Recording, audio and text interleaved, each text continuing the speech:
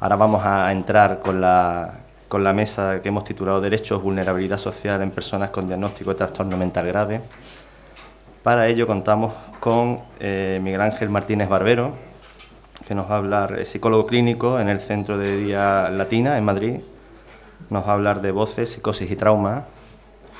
También contamos con Paula Tomé Espiñeira, es licenciada en Filología Hispánica por la Universidad de Santiago de Compostela, máster en Educación, Género e Igualdad. Nos va a hablar de psicosis interpelada, psicosis acorralada. Y contamos también con Pablo Nieva Serrano, psicólogo y coordinador del programa de intervención psicológica con menores víctimas de violencia de género en Castilla-La Mancha, que nos va a hablar de la psicosis desde la perspectiva de género. Dispondrán de 20 minutos cada uno. Ruego os ajustéis al tiempo, ayer lo hicieron muy bien el resto de ponentes. Y bueno, vamos a empezar con Miguel Ángel Martínez, ¿de acuerdo? Lo primero, agradecer a la organización el que me hayan invitado a esta mesa. Es un gusto compartir mesa con Paula y con Pablo, que bueno, de alguna manera nos conocemos, hemos compartido algunas experiencias. Y yo, lo primero deciros que no soy psicólogo del Centro de Día Latina, porque me he cambiado de trabajo justo esta semana, cosas de la vida. Y me ha venido muy bien para esta presentación porque, bueno, he hecho una permuta con la psicóloga, la compañera, oigo como eco, con la psicóloga que estaba en un CRPS, yo voy al CRPS, ella se viene al Centro de Día. Y digo que me ha venido muy bien para esta presentación porque, claro, yo llevaba trabajando allí 12 años y la psicóloga llevaba trabajando en el CRPS 15 años. Entonces, a la hora de contarnos un poco, ¿no?, las personas que atendemos en el centro, nos dimos cuenta los dos que el 90% de las personas que estaban en el centro, la mayoría de ellas diagnosticadas con algún tipo de trastorno psicótico, tenían historias de trauma. Y tenían historias de trauma, además, múltiples, fuertes, y de alguna manera nos llamaba mucho la atención porque cuando estaba preparando la presentación y miraba porcentajes, estadísticas y tal, mi experiencia real es que prácticamente no he conocido personas diagnosticadas con psicosis que no hayan tenido experiencias traumáticas. Esto me hacía pensar en la presentación porque yo cuando estudiaba y cuando me formaba no me contaban estas cosas, ¿no? Porque yo estudié psicología en la Autónoma, hice un máster en la Complu, luego he seguido formándome, y la idea que yo tenía de lo que era la psicosis poco tiene que ver, o la idea que a mí se me formó de lo que era la psicosis poco tiene que ver con lo que yo he ido viendo que le pasa a la gente que le diagnostican algún tipo de trastorno psicótico. Cuando estudiaba lo que era la esquizofrenia en la carrera, parecía que era algo más o menos como una clasificación ¿no?, de los insectos o algo así. Pues si tienes esto, te diagnostican de esquizofrenia. Cuando empecé a trabajar en rehabilitación psicosocial, yo trabajo en rehabilitación psicosocial, y empecé a conocer la biografía de las personas que atendía, empecé a ver trauma constantemente, ¿no? Y me llamaba muchísimo la atención esa falta no sé, como esa especie de disociación que se da también en el ámbito profesional, de no entender lo que le pasa a la gente en base a lo que le pasa en su vida, ¿no? Y básicamente mi presentación va a ir de eso, ¿no? Hablaba de voces también porque las voces es como, ¿no?, las alucinaciones auditivas, que se consideran como el síntoma principal, ¿no?, de los trastornos. Y muchas veces creo que en el DSM solo vale con que la persona escuche voces para diagnosticar esquizofrenia. Y me parecía que cuando a mí me explicaron lo que era esto, todo lo que me explicaron no me ayudó para nada a ayudar a las personas que escuchan voces, por ejemplo, ¿no? Entonces, las voces van a ser un ejemplo de cómo interpretar los síntomas que se consideran psicóticos en base a una historia biográfica que generalmente está presente el trauma, pero valdría para cualquier otra experiencia que se considere psicótica, como puede ser delirios o, ¿no?, ideas extrañas y demás. Cuando ayer estuve con la compañera que me estaba contando los casos del CRPS, era increíble porque era una sensación de ir acumulando diferentes posibles historias, pérdidas de familiares cercanos en situaciones muy difíciles, abusos sexuales, maltrato, acoso, abandono, y me parecía increíble cómo a la hora de hablar de lo que es la psicosis, eso no sea lo principal, ¿no? Es como si, porque en mi experiencia es como el núcleo de las experiencias, ¿no? La gente no se vuelve loca porque la vida haya sido agradable con ellos, ¿no? Y bueno, pues esto es lo que voy a contar un poco. Os voy a dar unas pinceladas de algunos datos de estudios y demás, pero tampoco me quiero centrar mucho en eso, y sí en qué implicaciones prácticas tiene en el trato y en el acompañamiento de personas que sufren de este tipo de experiencias, ¿no? Bueno, hay un psicólogo que seguro que conocéis, John Reed, que ha estudiado mucho esto y ha hecho investigaciones muy rigurosas, con muestras muy grandes, y habla de que el trauma infantil y la esquizofrenia están relacionados más que cualquier otro trastorno psicótico, generalmente, ¿no? O sea, que a veces se piensa, no, bueno, es verdad que la gente con psicosis también tiene historias de trauma, y él lo que ha visto es que tienen más historias de trauma que otras personas que son diagnosticadas de otros tipos de problemas, ¿no? Lo que ha visto es que hay una relación entre dosis y respuesta, o sea, que a más trauma, pues más posibilidades de que te diagnostiquen de psicosis. También el hecho de que te diagnostiquen de psicosis tiene que ver con la severidad de esas experiencias, ¿no? No es igual una experiencia puntual que una experiencia mantenida en el tiempo. No es igual una experiencia con un desconocido, por ejemplo, que te agrede o que te hace daño, que una experiencia de alguien cercano o incluso de alguien del núcleo familiar. No es igual que la experiencia o lo que haya pasado se conozca y a la persona se le reconozca y se le apoye, a que a la persona se le invite a ocultarlo y a taparlo. En fin, podemos ir sumando. No es igual que sea un acoso, que sea una violencia, no es igual que sea violencia física, violencia sexual, en fin, podemos ir sumando a más factores, pues más probabilidad de que a alguien le diagnostiquen de psicosis, ¿no? Todo esto, como repito, yo lo he ido aprendiendo años después de terminar de estudiar, ¿no? Que me parece algo bastante sorprendente. Y también una cosa muy importante es que muchas veces hay personas que hacen cuadros psicóticos o que tienen crisis psicóticas cuando son adultas por experiencias que aparentemente pueden parecer menores, pero que muchas veces lo que están haciendo es reactivar o tocar en traumas previos que ha habido, que la persona más o menos ha podido organizarse, y una experiencia en la edad adulta puede hacer que la persona se rompa, ¿no? O tenga una crisis o algo así. Él habla de estas cosas, ¿no? La dosis, la severidad y que se repitan los traumas a lo largo de la vida. Desgraciadamente, si has tenido traumas en la infancia, es más fácil que los tengas en la edad adulta, ¿no? No da tiempo aquí para meternos para ver el porqué, pero esto está estudiado y es así. Otro aspecto muy, muy relevante es que muchas de estas historias traumáticas son historias que pasan en el ámbito privado, ¿vale? Hay un psicólogo norteamericano que se llama Bertrand Caron, con formación psicodinámica, que estudió mucho el tema de la psicosis, trabajó muchísimo con personas diagnosticadas de esquizofrenia, que tiene un artículo muy interesante que se llama Trauma y esquizofrenia, que habla de los veteranos, o sea, de la gente que estuvo luchando en la Segunda Guerra Mundial. Este es un señor muy mayor, ya tendrá cerca de 90 años, y lo que hablaba era que a nadie que haya estado en una guerra mundial, o sea, en una guerra, cuando vuelves y cuando ha ido estaba bien y cuando vuelve está mal y hace cosas raras y tiene pensamientos raros y tiene comportamientos extraños, generalmente no le diagnostican una esquizofrenia ni una psicosis, le diagnostican un trastorno de estrés postraumático. ¿Por qué? Pues porque la fuente del estrés o la experiencia traumática es muy evidente, que ha estado combatiendo en una guerra. Desgraciadamente, muchas de las personas que están diagnosticadas de trastornos psicóticos no han estado en guerras como esa, pero han vivido otro tipo de guerras, otro tipo de violencias en el ámbito doméstico, o en el ámbito intrafamiliar, o en el ámbito privado, de alguna manera. Esto es súper relevante porque se ha visto que cuanto más alejado esté la experiencia, los síntomas, por así decirlo, ¿no? La respuesta que la persona tenga de lo que le haya pasado, más fácil es que le diagnostiquen de esquizofrenia. O sea, si alguien viene de la guerra con alucinaciones, con flashbacks, con ideas delirantes de que le persiguen, tal, pues lo normal es que lo relacione con que ha estado en la guerra.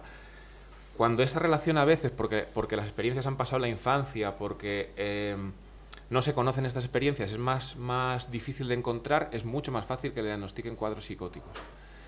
En mi experiencia, la mayor parte de las personas que tienen síntomas que se consideran psicóticos se pueden entender esos síntomas como respuestas a experiencias que han tenido en la vida. Claro, para eso hay que considerar que eso es relevante, porque muchas veces se ha considerado como que era como ruido del cerebro, ¿no? Como que la gente delira y alucina porque tiene una enfermedad genética, hereditaria, que es la esquizofrenia, y el contenido da igual. Uno de los objetivos de mi ponencia es plantear que no da igual, que el contenido es súper relevante y que muchas veces está estrechamente relacionado con estas experiencias. En base a cómo uno escuche, obviamente escuchará estas experiencias o no las escuchará. Porque si algo tienen las personas que han pasado por experiencias de este tipo, es que son extremadamente sensibles a la comunicación no verbal de la persona que tienen enfrente, con lo cual saben perfectamente quién está dispuesto a escuchar qué cosas y a dar credibilidad y validar esas experiencias, y quién lo que va a hacer es aplacarlas, callarlas, negarlas, cuestionarlas o decir sí, pero tú lo que te pasa es que tienes esquizofrenia paranoide.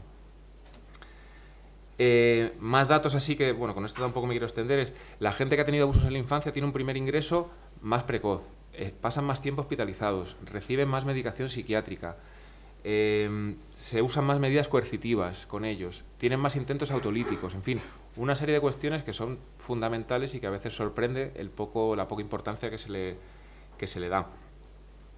John Reith, en un estudio que hizo de pacientes pacientes adultos ingresados en plantas de psiquiatría, encontró que más de la mitad de los síntomas de personas diagnosticadas de esquizofrenia tenían una relación clara con la experiencia traumática o con las experiencias traumáticas.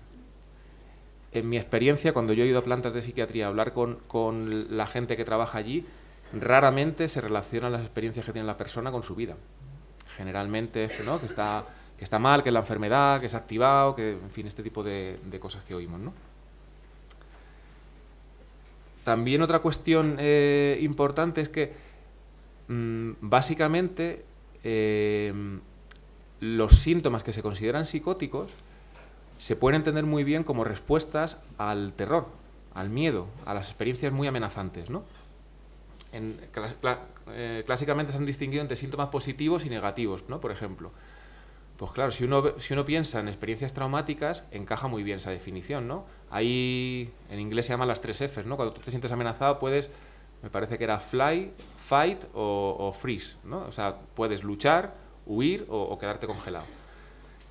Pues bueno, básicamente los síntomas negativos tendrían que ver con la parte esta, ¿no? De cuando alguien se siente muy amenazado, que se queda como bloqueado, congelado, catatónico. En estudios que se han hecho con animales, ¿no? Que no tienen mucho que ver con esto, pero me parece significativo, se ha visto que los animales que adoptan estas estrategias sobreviven más. O sea, es una estrategia que es adaptativa a veces, el quedarte congelado. Claro, si tú ves esto sin entender la biografía, no puedes entender qué le está pasando, porque alguien de repente no habla, porque alguien de repente se queda, no se mueve. Bueno, pues a lo mejor si ha vivido una experiencia muy amenazante, igual es una respuesta, ¿no? Y luego estarían los síntomas positivos, que serían los delirios, las alucinaciones, que muchas veces son manifestaciones de esa reacción ante el miedo, ante el terror. Yo cuando me formaba siempre pensaba que la gente que tiene diagnósticos psicóticos sufría por los síntomas. Y lo que he aprendido es que los síntomas muchas veces son una forma de paliar ese sufrimiento o de afrontar ese sufrimiento.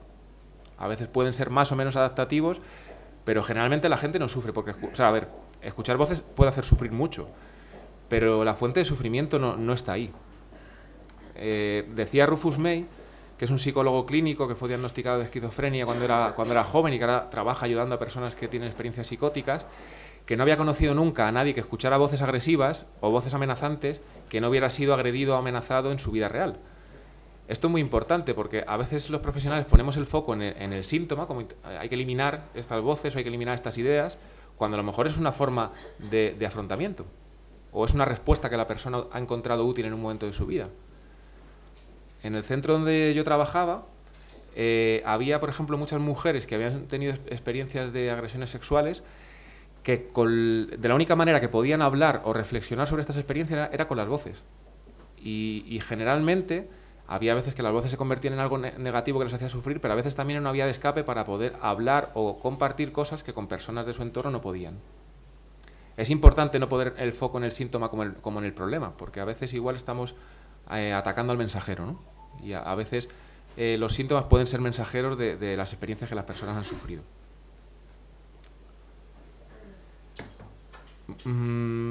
Podría extenderme en esto, pero sí que me gustaría... es que los 20 minutos a veces... Un poquito más, un poquito. Vale.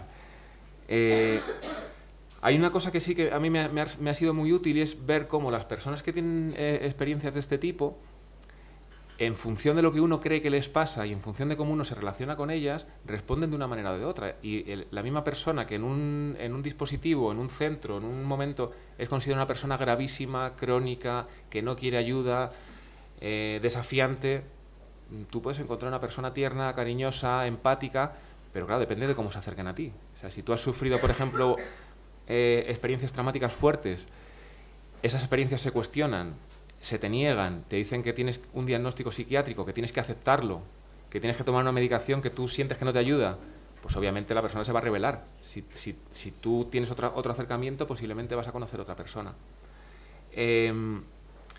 Hay una serie de errores que los profesionales solemos cometer con personas que han tenido este tipo de experiencias, que son muy comunes y que reflejan muy bien el hecho de que pasa a nivel interpersonal y a nivel como colectivo. Y es, sistemáticamente, el trauma es algo que se obvia de las formaciones. No entiendo, bueno, creo que tiene que ver con todo esto, ¿no? Con que las atrocidades a veces es mejor no hablar, no pensar en ellas, porque te cambia la forma de ver el mundo. O sea, cuando yo estoy escuchando a mis pacientes, ya soy padre, tengo niños pequeños, claro, cuando yo escucho las historias de mis pacientes, mi forma de percibir lo que es el mundo en el que vivo cambia, porque casi todos ellos han tenido experiencias que tienen que ver con daños causados por personas de su entorno. Claro, ver esto como profesional a veces supone tener que hacerte preguntas o tener que ver el mundo de una manera distinta.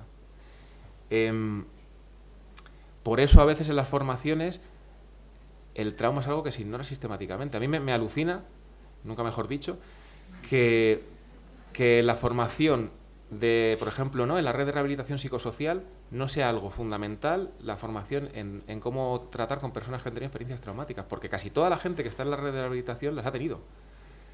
Y cuando tú lees libros relacionados con eso o vas a formaciones, a veces pareciera como que lo que le pasa a esas personas es que tienen un trastorno mental como el que tiene otro tipo de enfermedad, que lo que tienen que hacer es aprender lo que el profesional les tiene que enseñar, cuando es al revés, cuando son los pacientes, ¿no?, lo que nos enseñan a nosotros cómo se vive con voces, cómo se vive con ideas extrañas, cómo se hace para convivir con alguien que te ha agredido durante años, por ejemplo. Y luego venimos nosotros a decirles que lo que les pasa es que tienen esquizofrenia y que por eso no soportan. Es un contrasentido. Yo creo que el primer error que tenemos los profesionales, en este caso los psicólogos, ¿no?, que es, yo creo que la mayoría de los que estamos aquí, es no considerar que el trauma tiene un papel fundamental en el sufrimiento psíquico de la mayor parte de las personas que tienen experiencias psicóticas. Otro error que podemos cometer muchas veces es utilizar estrategias que se parecen a las que sufrieron ellos para intentar ayudarles. Que tiene que ver el paternalismo, a veces la coerción, ¿no?, el si no vienes no sé qué, si no te tomas esto tal, si no vas a ver a tu psiquiatra tal. Eso es una forma de coerción que han vivido ya las personas en sus experiencias previas. Otra cosa que a veces hacemos sin darnos cuenta es tratar a las personas como si fueran infantilizarlas, ¿no?, cuando muchas veces lo que se ha hecho con ellas es esto. Otro error que solemos cometer es considerar siempre los comportamientos de las personas como algo manipulativo, como llamadas de atención, como cosas que nos hacen para fastidiarnos a nosotros, cuando son formas que las personas tienen de gestionar su malestar. Si no tienen esto en mente, se va a enfadar menos con los pacientes y va a entenderlo mejor. No me están haciendo a mí esto porque me quieren fastidiar, porque me quieren manipular o porque se están aprovechando de... No, esto pasa muchas veces cuando tienes un estilo más respetuoso, que te dicen, es que se están aprovechando de ti, te están mintiendo. Bueno, pues si me miente, pues tendré que ver por qué alguien me miente, ¿no? Yo lo que me encontré es que cuando tienes una relación más auténtica con la persona, la gente no miente. La gente miente cuando siente que su voz no puede ser escuchada o que lo que tiene que decir no va a ser creído. Otra reacción habitual que tenemos los profesionales es pensar siempre que si nos pasara lo mismo que le ha pasado al que tenemos delante, lo haríamos mejor, ¿no? Bueno, claro, me acuerdo con un caso de una chica que tuvimos en el centro, que es verdad que era una persona que le costaba mucho protegerse de determinadas situaciones que podían suponer un riesgo, pero claro, es que no habíamos tenido la historia de vida que había tenido ella. Y te salía a veces el decir, pero no, como no te metas en esta relación, pero claro, es que tú no has tenido la historia que ha tenido ella. Posiblemente si hubiéramos tenido esa historia hubiéramos reaccionado igual, porque la gente no se quiere dañar, ¿no? La gente hace lo posible para cuidarse. Y cuando no se cuida no es una forma de que no tienen conciencia, es que a veces es una forma de gestionar malestares. Otro error fundamental es explicar lo que le pasa a la persona en base a su diagnóstico en lugar de en base a las cosas que le han pasado, ¿no? Se comporta así porque es un trastorno límite de personalidad, escucha voces porque tiene esquizofrenia, ¿no? Este tipo de explicaciones, ¿no? Y muchas veces es al revés. ¿no? Le ponen esos diagnósticos porque se comporta así, los diagnósticos no explican lo que le pasa a la gente. Atribuir también las situaciones de abuso a la psicopatología, ¿no? A mí esto me ha pasado mucho en reuniones en salud mental, que había veces que no sabía muy bien cómo encajar lo que estaba pasando, ¿no? Es decir, pobrecillo, tiene esquizofrenia y encima le pasan todas estas cosas. Y, pues igual no tendrá que ser al revés a veces, ¿no? Igual tiene esquizofrenia o le han diagnosticado esquizofrenia por todas estas cosas que le han pasado. Y a veces es algo muy habitual, ¿no? Como estamos viendo constantemente trauma, hablando a veces, o sea, incluso se habla, o sea, los profesionales lo conocen, pero nunca se relaciona con lo que le pasa a la persona, con cómo responde, con por qué acepta o no acepta determinado tipo de tratamientos. Y esto tiene mucho que ver con el por qué muchas personas que necesitan ayuda y que en un momento determinado se pueden beneficiar de ayuda de un profesional, prefieren no tener esa ayuda a tenerla, que esto es algo que no pasa en ningún otro ámbito. Yo no conozco a nadie que si tiene, o sea, generalmente en otros ámbitos de salud o del cuidado, si tú tienes una contractura y vas a una persona que te hace un masaje y estás mejor de la contractura, obviamente vas a querer seguir yendo y vas a querer volver a ir. En salud mental muchas personas diagnosticadas de psicosis no quieren la ayuda que le dan los profesionales, pero no porque no necesiten ayuda, que a veces la pueden necesitar, sino porque el tipo de ayuda que reciben no les hace sentirse mejor.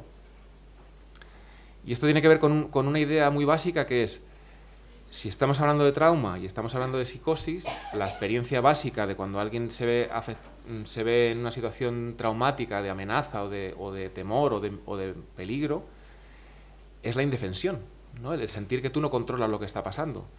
Entonces, cualquier intento de ayuda a esa persona tiene que tener como primer punto que la persona tenga el control de lo que está pasando. Si pensamos en lo que pasa en el trabajo cotidiano, muchísimas veces la persona pierde el control de lo que pasa.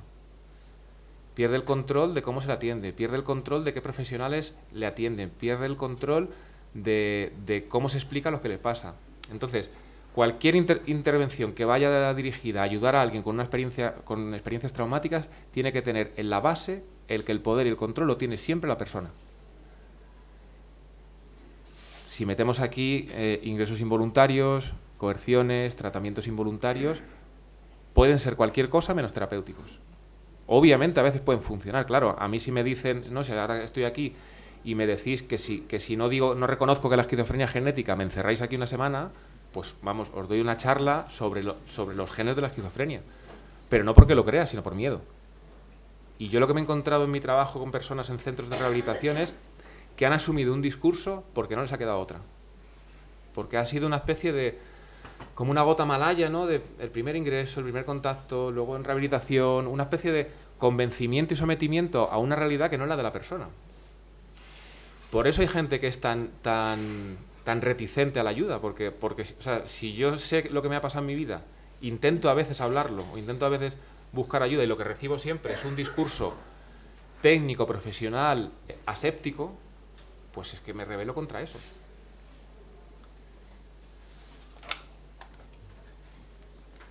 Entonces, siguiendo en esta línea, y ya voy cerrando un poquillo mi exposición, si queremos ayudar a personas que han tenido este tipo de experiencias, tenemos que estar pensando todo el rato cómo podemos hacerles partícipes de su proceso de recuperación.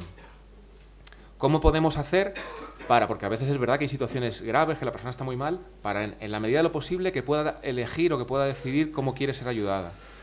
Que pueda sentir que tiene el poder y el control, porque el trauma lo que hace es que de alguna manera como que corta los lazos sociales muchas veces, ¿no? Y por eso las personas se retraen, porque a veces está la vergüenza, está la culpa, que viendo un poco lo que luego pasa cuando la persona se atreve a hablar, pues es normal que la persona se sienta avergonzada y se sienta culpable, porque muchas veces se le culpa de lo que le pasa. Y muchas veces hay vergüenza porque parece que la víctima tiene la culpa de lo que le ha pasado. Y eso yo lo he encontrado mucho en reuniones profesionales de una manera muy sutil, porque a veces no están de manera tan explícita, pero se termina culpando a la persona. Si queremos entrar en relaciones también terapéuticas o que puedan ser sanadoras, hay que tolerar la incertidumbre. Es muy difícil a veces trabajar con personas que han tenido este tipo de experiencias porque si tú conectas con la confusión, conectas con el miedo, pero si tú toleras esa incertidumbre a veces en el vínculo, en ese vínculo, igual que vínculos poco sanos dañan mucho, vínculos de confianza, de tolerar un poco esa incertidumbre, ese no saber qué va a pasar, poco a poco se van construyendo, se van volviendo a tejer redes de confianza y de conexión social que son muy importantes.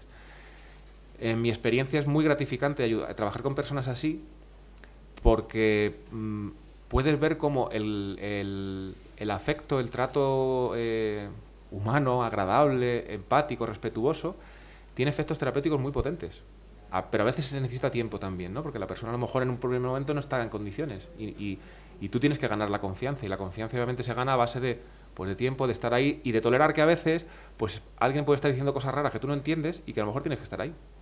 Y no tienes por qué intentar buscar un sentido, sino que poco a poco, como decía David Bertrand Caron, ¿no? Dice, tú cuando poco a poco puedes ser un ser humano que está con otro ser humano, las cosas van tomando sentido.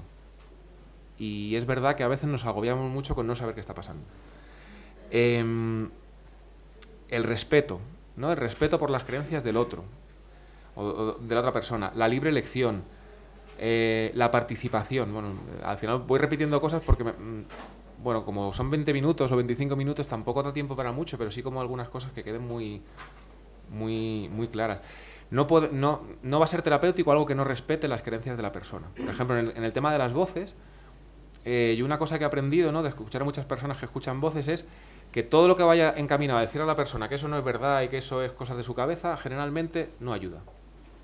Y yo lo he hecho, por suerte creo que cada vez lo hago menos, pero cuando empecé sí que lo hacía mucho. No te preocupes, que no te va a pasar esto, porque esto son cosas de tu cabeza. Eso no ayuda a la persona, porque ayuda mucho más decirle, oye, mira, yo no creo que ahora mismo estés en peligro por esto, pero entiendo que si tú lo crees así, pues tendrás que estar muy asustado. ¿Cómo haces para gestionar ese miedo? ¿Cómo lo afrontas? ¿No? ¿Te puedo acompañar en ese proceso? Más que cuestionar la experiencia. Porque una cosa también que he aprendido con esto es que muchas veces, por ejemplo, en el caso de las voces, para muchas personas son ayudas. Entonces, claro, si tú cuestionas, claro, tiene una parte negativa, pero si tú cuestionas las voces, también estás cuestionando la parte de ayuda que pueden tener. Y hay personas que les han ayudado más las voces que los terapeutas que han tenido. Y esto es algo que sorprende a veces cuando la persona te lo cuenta así. Hay que intentar no reproducir el mismo tipo de dinámicas relacionales que se han producido en la vida de estas personas, que es algo que también ya he hablado antes, ¿no? Y eso es algo que hay muchas veces que se hace de manera muy sutil y con la mejor intención, ¿eh? Yo no creo que he ido conociendo a muchos profesionales, no creo que la mayor parte de los profesionales de salud mental no son malas personas, no tienen mala intención, no quieren dañar, pero a veces, sin querer, se puede hacer mucho daño. Y está bien tener eso en mente, ¿no? ¿Qué de lo que yo estoy haciendo, qué de lo que yo estoy aportando puede estar reproduciendo dinámicas de poder, de coerción, de amenaza? Por ejemplo, los recursos de rehabilitación, de manera muy sutil, se amenaza a la gente. Con si no vienes pierdes la plaza, me has contado esto, se lo tengo que contar a no sé quién, bueno, si yo te lo confío. Hay un montón de pequeñas cosas que se hacen que a la persona le pueden hacer revivir este tipo de experiencias. Validar la experiencia, por ejemplo, ¿no? No se trata de dar la razón. O sea, si una persona te dice ahora mismo que le está, ¿no?, que está persiguiéndole, que le van a matar y tal, no le vas a decir, pues sí, yo creo que te van a matar. Pero sí puedes validar qué angustia pensar todo el rato que te quieren matar. Oye, ¿y esto desde cuándo te pasa? Y alguna vez en tu vida, porque otra cosa que también uno va aprendiendo con el tiempo es que la psicosis es como el teatro, como el arte, ¿no? Que no es de verdad en algunos momentos, parece que no es de verdad, pero dice mucha verdad. Me he encontrado que mucha gente que se siente amenazada, en el fondo, está amenazada. Entonces, claro, a veces, es una cuestión de que como si el sistema nervioso se hubiera desconectado del presente y a veces responde a lo que está pasando ahora en base a experiencias pasadas. Esto, explicárselo a la persona es muy útil, porque la persona a veces no es consciente tampoco de esto, ¿no? De decir, estoy ahora mismo asustadísimo, por eso el ejemplo antes de la guerra era tan claro, ¿no?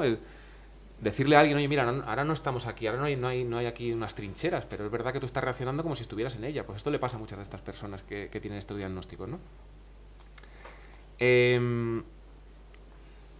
Entender los síntomas como estrategias de afrontamiento permite validarlos. Porque, si has encontrado esta estrategia, vamos a ver si te es útil, porque a lo mejor resulta que estar hiperalerta es muy útil cuando uno está en combate o cuando uno está sufriendo agresiones domésticas para ver cómo salir de ellas, pero igual estar hiperalerta toda la vida pues tiene un coste, ¿no? Entonces, desde ahí podemos enfocarlo. Y ya para terminar, una frase que me gusta mucho de Bertrand Cannon, nos ha hablado varias veces de él. Bueno, habla de paciente esquizofrénico, a mí no me gusta, pero bueno, es un señor mayor que habla en estos términos y yo creo que el fondo de lo que dice me parece muy interesante y ya con esto termino y doy paso a Paula. Que dice: nunca he tratado con un paciente esquizofrénico cuya vida, tal y como la experimentó el paciente, no me hubiera vuelto loco a mí o a cualquiera. Me parece una frase muy, muy bonita y que nos puede hacer pensar, ¿no? El pensar que si nos hubiera pasado lo que le ha pasado a la persona que tenemos enfrente, posiblemente hubiéramos hecho lo mismo. Así que nada, muchas gracias. Buenos días, gracias al Consejo General de la Psicología por invitarme a estas jornadas. Gracias a Miguel porque un montón de cosas de las que has dicho pues ya no las tengo que decir yo, entonces ya puedo hablar de otras cosas diferentes. Y bueno, todo lo que se ve aquí, ¿no? Profesora, interina, licenciada, bla, bla, bla, es el currículum académico. Y me gusta mucho ponerlo porque hay otro título que no he puesto aquí, pero que os lo cuento ahora, que es el de paciente esquizofrénica, como diría Bertrand Cannon, bueno, expaciente. Quiero decir que yo he tenido problemas de psicosis a lo largo de mi vida, varias veces, y entonces me gusta poner todo este currículo académico porque los estudiar ha sido para mí un refugio y ha sido para mí un factor importantísimo de recuperación. Y he podido estudiar y he podido hacer un máster después de las experiencias psicóticas y he podido prepararme las oposiciones a secundaria después de las experiencias psicóticas, entre otras cosas porque no he tomado medicación antipsicótica. Vale, bueno, dicho esto, yo le puse un título así un poco literario, ¿no?, a la charla, que es psicosis interpelada, psicosis acorralada, ¿no? Porque, como muy bien ha contado Miguel, ¿no?, pues interpelar la psicosis tiene que ver con todo esto que ha dicho él, de validar la experiencia, de ver qué nos está contando, de ver qué le está contando a tu entorno, qué le está contando a los profesionales, qué le está contando a tus amigas, qué le está contando a tu parte sana también, ¿no? Entonces, pues ahí va un poco porque digamos que yo me considero ahora mismo totalmente libre de esos temas. Quiero decir, hace pues como 8 años que no he vuelto a tener ningún asomo de brote, pensamiento delirante, ninguna molestia, ¿no?, de estas de las que hablaba Miguel, ¿no? Ni voces tampoco he escuchado muchas, pero bueno, sí, en algún momento puntual también he escuchado voces. Y ya digo que hace muchos años que no tengo ningún tipo de síntoma, ¿no?, de estos. Entonces, a ver, que ahora me perdí. Un momento que vuelvo. Que hasta ahora no había mirado el papelito. A ver. Bueno. Ahora sí que me perdí, de verdad. Estaba diciendo que hacía años que no tenía estas experiencias, pero que sí que las había tenido y que un factor de protección y de recuperación que había sido estudiar. Y otro factor de protección y de recuperación fue mi entorno, ¿no? Fueron mis amigas, porque cuando yo tuve el primer brote sí que me ingresaron a la fuerza, ¿no? Lo pasé muy mal, tuve una contención que fue para mí muy traumática, entonces pues no quise volver a saber nada de la ayuda profesional, como le contaba Miguel, soy una de esas personas que se ha visto agredida por la ayuda profesional y ha decidido que iba a seguir por libre porque la ayuda profesional no era ayuda ni era nada, por lo menos en mi experiencia. Entonces sí, seguí por libre y bueno, lo que más me ayudó fue el poder, digamos, el que cuando yo tenía este tipo de pensamientos, sensaciones extrañas, que yo las pudiera tener de una forma libre. Es decir, yo tenía unas amigas cómplices que sabían que yo bajo ningún concepto quería ingresar y que tampoco quería tomar medicación. Y entonces estas amigas cómplices me estuvieron acompañando, validando mi experiencia y respetando mi decisión de no ingresar, de no medicarme. Se tuvieron que pasar su miedo seguramente, porque seguramente tuvieron mucho miedo, seguramente estuvieron muy preocupadas por mí. pero aún así respetaron mi decisión y aún así respetaron, bueno, pues no hicieron ninguna llamada al 061, no me intentaron convencer de que tenía que ingresar, ni de que me tenía que medicar, ni nada de eso. Entonces, claro, quizás esta libertad que he tenido pues me ha permitido aprender un montón de cosas sobre lo que pasa cuando no hay coerción, ¿no? en estos asuntos. Entonces, lo que pasa cuando no hay coerción en estos asuntos es que se recupera el vínculo de confianza, ¿no? Entonces, yo he llegado a un momento en que recuerdo que, estando, digamos, brotada, ¿no?, a lo mejor me apetecía bailar, porque en ese momento pues la cabeza me llevaba por ahí, me apetecía bailar. Entonces, quiero ir a bailar, venga, vamos a bailar, ¿dónde quieres ir a bailar? Bueno, íbamos a un pub y bailábamos, ¿no? Otras veces pues me apetecía ir a caminar yo sola, otras veces me apetecía quedarme en casa, si tenía mucho miedo, de repente llegada la noche, tenía mucho miedo y no quería dormir sola, entonces llamaba a una de mis amigas, ¿puedo ir a dormir a tu casa? Sí. Entonces, simplemente el hecho de saber la tranquilidad que podía ir a dormir a su casa, dormía y a la mañana siguiente siempre, después de haber dormido con una amiga, siempre estaba mejor y siempre tenía mucho menos miedo. Siempre, ha pasado siempre en todas las ocasiones. Bueno, hay que interpelar también, además de a la propia psicosis, ¿no? Como, o sea, ¿por qué me está pasando lo que me está pasando? ¿De dónde viene todo esto? ¿Qué significa todo esto? La psicosis se acorrala con confianza, la psicosis se acorrala con cariño, la psicosis se acorrala con un poco de razón también, porque, claro, en el momento en que estás con los pensamientos psicóticos, la razón está complicada, ¿vale? O sea, los propios pensamientos te están llevando y no es fácil razonar con ellos, no es fácil. Digamos, yo distingo siempre entre la conciencia delirante y la conciencia consensuada, que no es la verdadera tampoco, simplemente que la comparten muchas personas, ¿no? Por eso pues, se habla de conciencia consensuada, ¿no? Digamos que es un poco coincide con el sentido común dominante de ese momento, ¿no? En ese momento histórico, ¿no? Porque en otro momento histórico pues seguramente sería otro, ¿no? Porque las experiencias también están históricamente situadas, es decir, en el siglo XIX las personas con psicosis se creían Napoleón, pues en el siglo XXI pues nos creemos que nos vigilan por internet, ¿no? O en el siglo XX pues nos creíamos que nos vigilaba la CIA, ¿no? Quiere decir que las paranoias van cambiando, ¿no? Porque son metáforas, ¿no? de ese sufrimiento real, son desplazamientos de conflicto, es decir, tú tienes un conflicto afectivo que puede ser por un trauma o que puede ser, no siempre es por un trauma, ¿vale? Pero tienes un conflicto afectivo muy importante que te cuesta mucho abordar y que te causa mucho sufrimiento, que te bloquea mucho y entonces lo que haces es generar un conflicto metafórico, digamos, que viene a sustituirlo.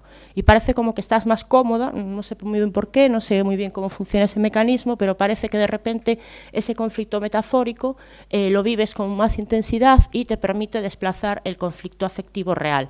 Entonces se trata de, digamos, cómo vas desde ese mundo metafórico alternativo que ha generado tu cabeza, cómo vuelves a la conciencia racional, a la conciencia habitual, a cómo eras tú antes de tener ese conflicto metafórico en marcha, en tu cabeza, digamos, ¿no? Muchas veces, yo llegó un momento en que conseguí en tiempo real distinguir la conciencia delirante de la otra, es decir, distinguir en tiempo real que una idea delirante era una idea delirante, ¿vale? Eso fue el momento así, el eureka, ¿no? ¡Cling! Porque a partir de ahí pues todo fue mucho más fácil, ¿no? Eso debió de ser la tercera vez, más o menos, que me pasó eso, ¿no? Pero bueno, muchas veces sí se puede hablar de esto a posteriori. Es decir, en el momento en que, digamos, estás ahí con el subidón de todo ese conflicto metafórico activado, ¿no? Ahí es muy complicado, pero por lo que a mí me ha pasado en mi experiencia, esa intensidad de la vivencia del conflicto metafórico termina bajando, y hay momentos, empieza a haber huecos para poder razonar eso, digamos. A veces tienen que pasar semanas o incluso meses, sobre todo después de un ingreso, mucho más tiempo, porque un ingreso a veces al trauma que haya generado la psicosis se suma el trauma que haya generado el ingreso y la sensación de extrañeza por la medicación antipsicótica. Por lo tanto, muchas veces se tarda un tiempo en poder hacerse las preguntas adecuadas, en poder hablar con el entorno su momento adecuado para hablar de todo eso que ha pasado, y muchas veces pues lo que hay que hacer es esperar un tiempo, ¿no? Esperar un tiempo para que podamos empezar a pensar sobre lo que nos acaba de pasar. Ahí va. Y yo porque pensaba que no sé, un ejemplo, yo nunca he tenido pero un ejemplo típico, que me persiguen los extraterrestres o que mi gato es extraterrestre, ¿no? Una idea así, ¿por qué yo pensaba que mi gato era extraterrestre, ¿no? Pues mientras lo pienso no puedo pensar por qué pienso que mi gato es extraterrestre, simplemente estoy con la convicción de que mi gato es extraterrestre. Pero llega un momento más adelante en que sí que puedo razonar, ¿y yo por qué pensaba que mi gato era extraterrestre? Entonces, en ese momento que empieza como a abrirse ahí la lucidez, yo creo que hay cuestiones que pueden ser muy útiles, como por ejemplo que recordar cómo éramos antes de pensar que mi gato era un extraterrestre. Es decir, utilizar la memoria de quiénes éramos nosotras, ¿no? Porque, vale, pues ahora el mes pasado pensaba que mi gato era un extraterrestre, pero hace 3 meses no, y ahora lo dudo. Entonces, ¿qué pasó, no? ¿Por qué hace 3 meses y hace 3 años yo no pensaba eso, ¿no?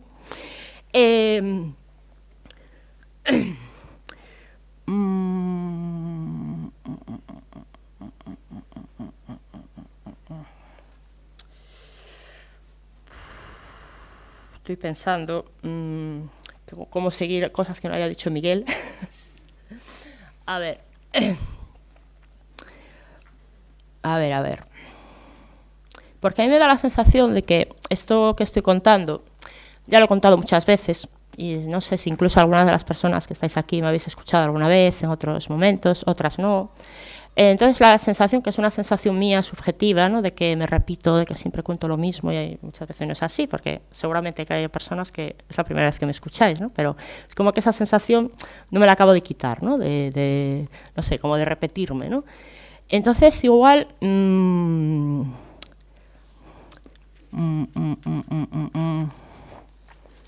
Bueno,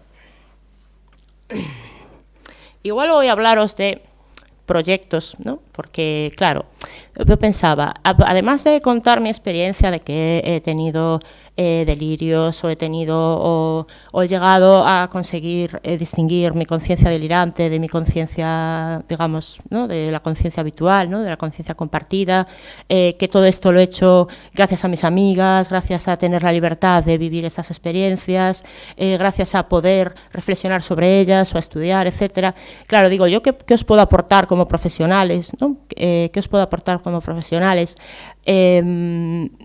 Claro, lo que yo puedo aportar quizás sea que vosotros tenéis el conocimiento profesional, ¿no? De todo esto, que bueno, y hace falta que sea conocimiento profesional alternativo, porque como decía Miquel, en la carrera no se explica nada de esto, ¿no? No solamente se explica que la esquizofrenia es una enfermedad del cerebro crónica, incapacitante, grave, o sea que bueno, que evidentemente eso no explica nada ni sirve para ayudar a las personas.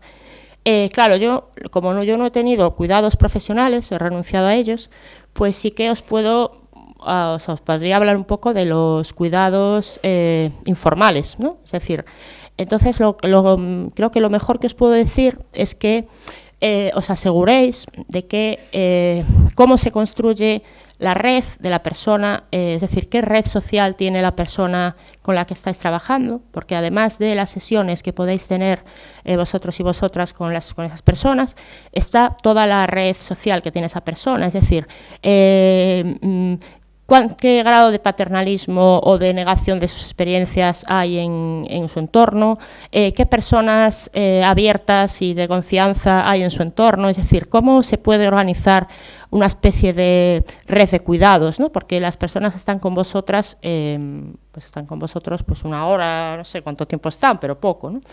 Pero después, ¿qué pasa cuando no están con vosotros, ¿no? ¿Cómo es su vida cuando no están con vosotros? Es decir, ¿con quién están? ¿Con quién viven? ¿Cómo son esas personas con las que viven? ¿Qué actitud tienen ante lo que les pasa, ¿no? ¿Qué disposición de tiempo o qué cualidades tienen para acompañarles, ¿no? el tiempo que no están con vosotros, ¿no? Creo que si todo el dinero que se gasta en medicación antipsicótica se gastase en más profesionales de psicología formados en la línea en que nos estaba contando Miguel, me parece que el problema de la psicosis y la esquizofrenia iría disminuyendo y desapareciendo, se convertiría en algo residual y puntual en la vida de las personas. No sería una enfermedad crónica, ni incapacitante, ni... Vamos, no sé cómo voy de tiempo. Sigo. Vale. Bueno, de la vulneración de derechos ya habló Miquel, así por encima, de cómo la coerción, los tratamientos involuntarios, las hospitalizaciones, las contenciones, etcétera, no nos ayudan en nada, todo lo contrario.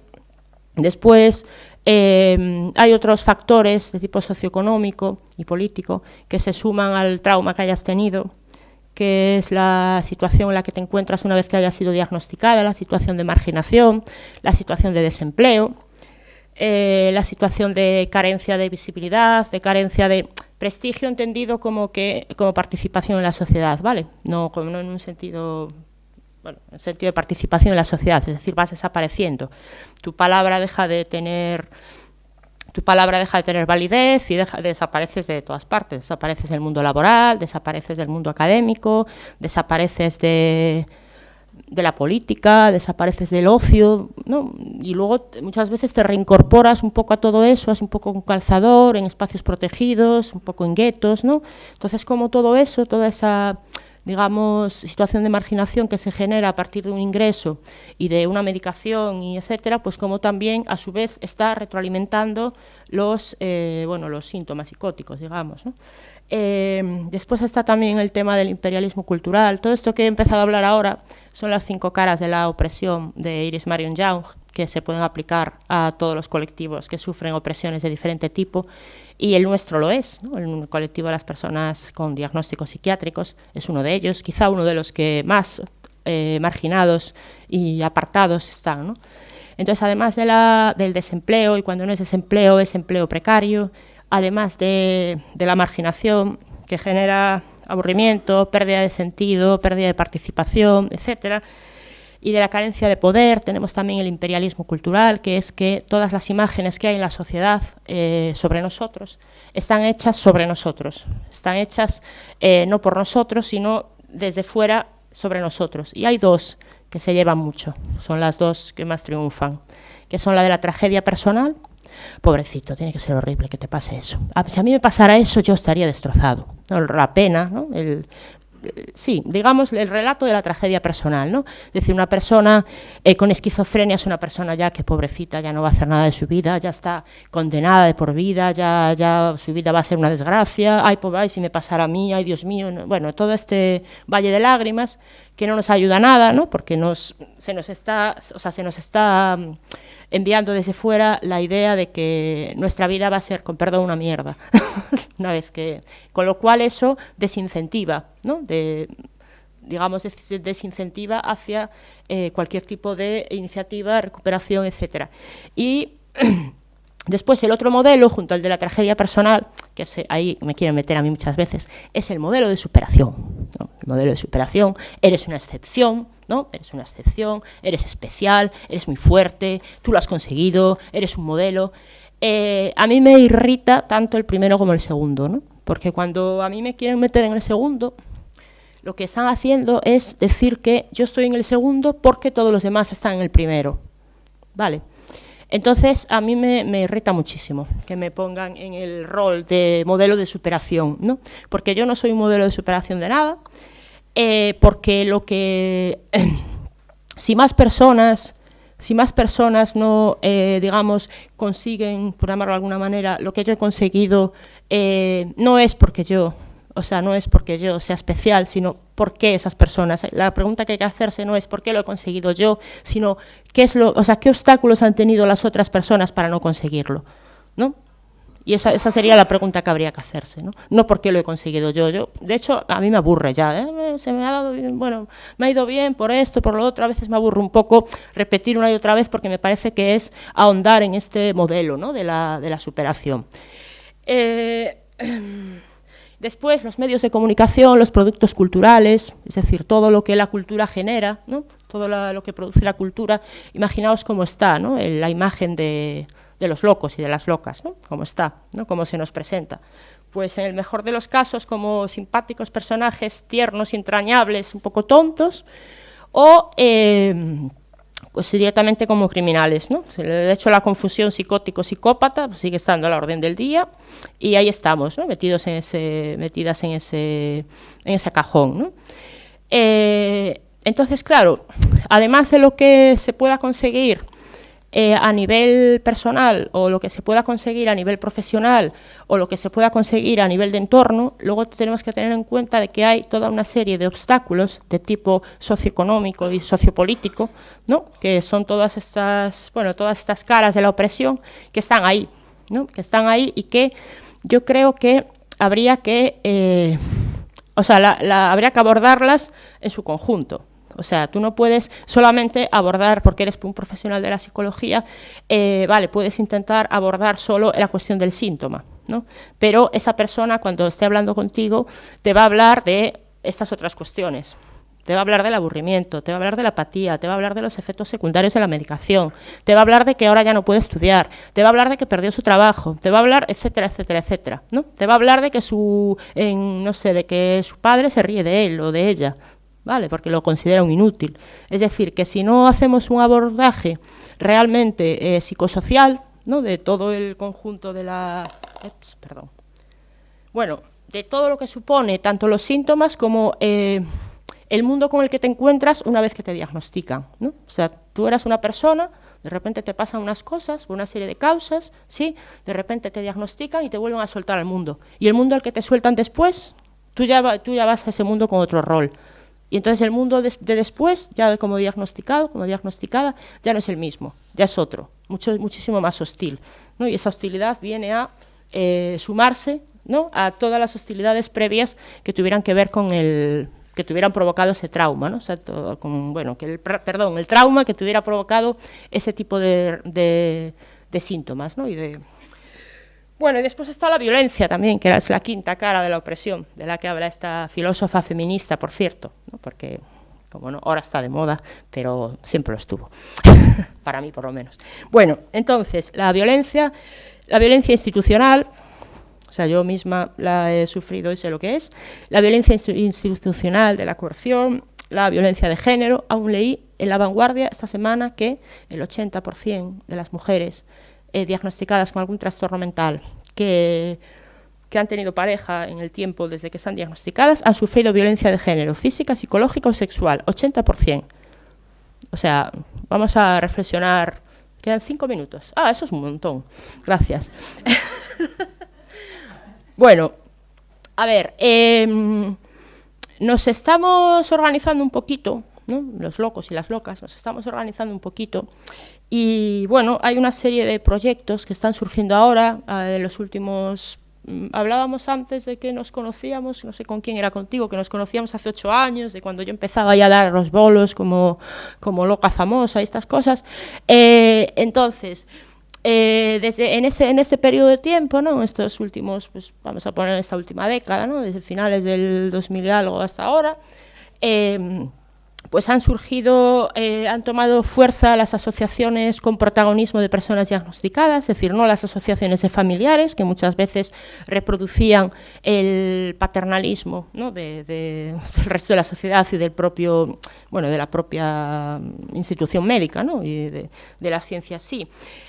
Han surgido, algunas ya estaban, otras han surgido radios locas, es decir, programas de radio donde pues las personas se expresan y hablan de lo que les da la gana, pues desde sus síntomas hasta, no sé, tertulias de cine o lo que les apetezca, ¿no? Cada radio loca es un mundo y cada una pues está organizada según las preferencias y la orientación que le den las personas que participan. Después han surgido también los grupos de apoyo mutuo. Los grupos de apoyo mutuo muchas veces van personas que siguen yendo a los servicios de salud mental, pero a veces también van personas que ya han decidido dejar de ir a los servicios de salud mental. La sensación que tengo yo es que están en construcción, que no es fácil porque es un modelo de asociacionismo y de apoyo mutuo, digamos, ¿no? que es todavía muy principiante, con lo cual pues construirlo de la nada, ¿no? Tampoco hay muchas referencias, construirlo de la nada me da la sensación de que no siempre es fácil, pero ahí están constituyéndose cada vez más grupos. Los grupos de escucha de voces, que también hay. Después el movimiento del orgullo loco, ¿no? Del Mad Pride, que es un poco, bueno, pues no tenemos por qué avergonzarnos de lo que nos ha pasado, no tenemos que avergonzarnos de sufrir ni de expresar el sufrimiento. Es más, el sufrimiento y su expresión nos iguala a todas las personas, ¿no? Porque la vulnerabilidad es intrínseca al ser humano. Es decir, la vulnerabilidad no es una característica nuestra de las personas diagnosticadas, ¿no? Que nos parece que nos ponen el letrero de cuidadito, vulnerable. No, la vulnerabilidad es de todas y de todos, ¿sí? Nacemos vulnerables, necesitamos de todo cuando nacemos, morimos vulnerables, necesitamos de todo cuando morimos. A lo largo de la vida pasamos por diferentes vulnerabilidades, ¿sí? Momentos de vulnerabilidad de tipo físico o psíquico, ¿sí? Con lo cual eso de la falacia del ciudadano autónomo y sano y capaz y preparado para el mercado capitalista, pues es eso, es una falacia. Y lo que es la vida humana, pues tiene muchos momentos de interdependencia, ¿no? De necesitar de los otros y de que los otros necesiten de nosotros, porque además las personas diagnosticadas no solo somos objeto de cuidados, también podemos cuidar, ¿de acuerdo? Sí, también podemos ser buenas amigas, también podemos ser buenas parejas, también podemos ser buenas madres, ¿de acuerdo? También podemos ser muy buenas cuidadoras, aunque haya momentos en que pues necesitemos nosotras más cuidado del que podamos dar, ¿no? Pero esos momentos serán puntuales. No quiere decir que una persona por el hecho de ser diagnosticada pasa a estar en el rol de cuidada de por vida, ¿de acuerdo? Sí. Después está también en marcha la campaña de cero contenciones, ¿sí? Que se está llevando sobre todo muy vinculada al colectivo Lo Común, ¿sí? Que están haciendo la campaña en redes sociales, no sé si la conocéis, que es una campaña, bueno, a nivel estatal que quiere abolir las contenciones mecánicas por considerarlas una vulneración de los derechos humanos y un trato inhumano y degradante, quiere decir que se destierren ya, que se deje ya de atarnos pensando que se nos ayuda en algo, ¿vale? Porque no nos ayuda en nada, es violentísimo para nosotras, es violentísimo para vosotras también, ¿de acuerdo? Sí. Y como decía la campaña Lo Común, ni las locas ni los profesionales nos merecemos la brutalidad de unas correas. Si no habéis visto esa pegatina, pues la iréis viendo por internet o por... Vale. Bueno, a ver, voy a echarles un vistazo a ver si me... algo que quisiera contar que se me hubiera olvidado.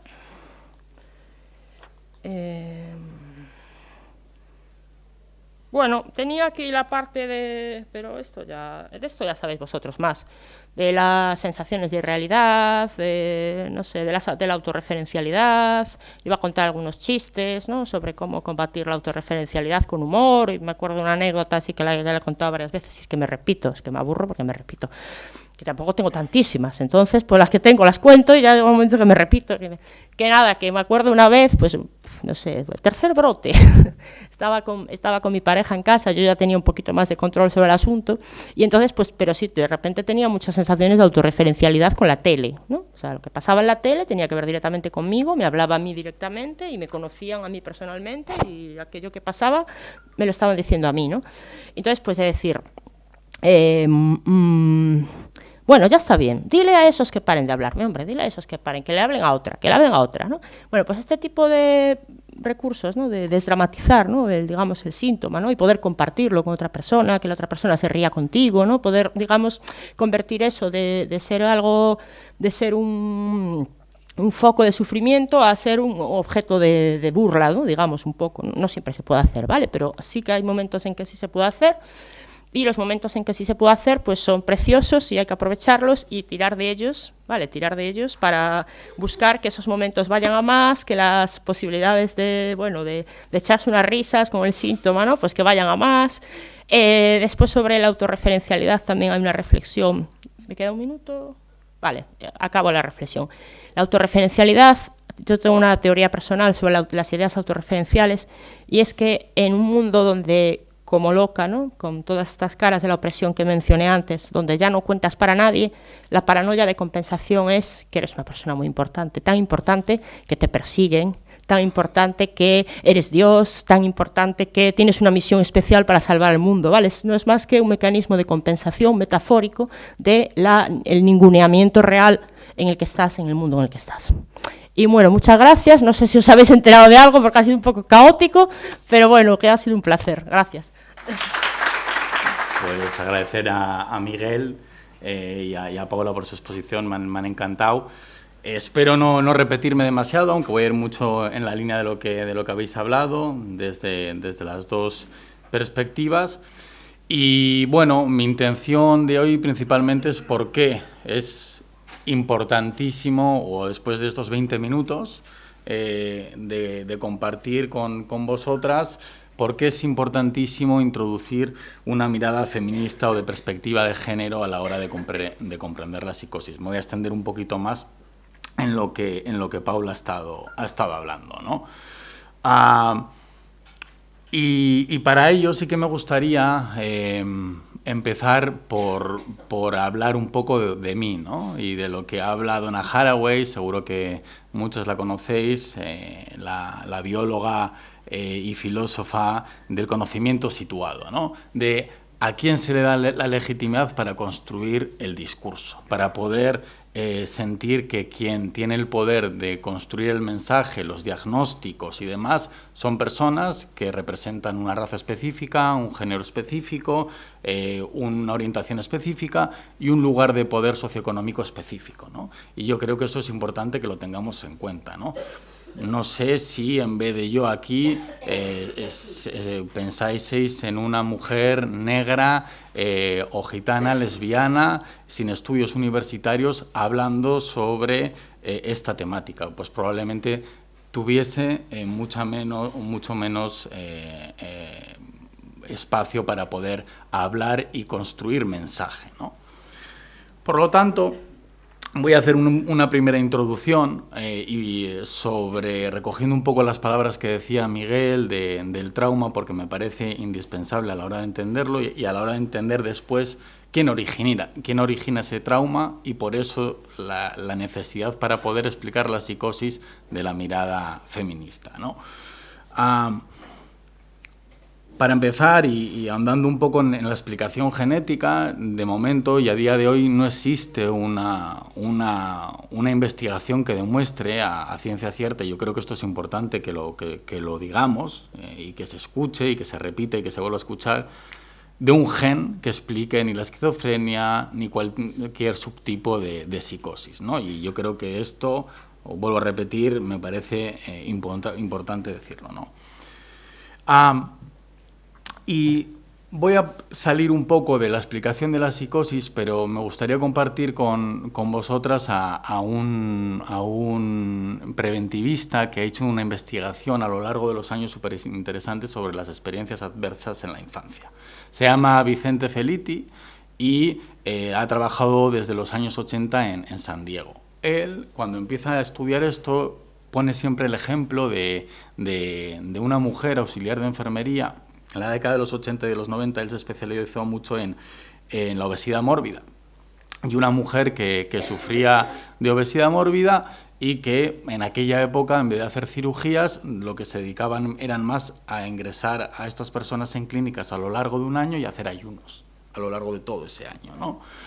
Controlados médicamente y demás. Bueno, realmente, una de estas personas, esta auxiliar de la que él habla, hace el ayuno, adelgaza una barbaridad y ya se le da el alta.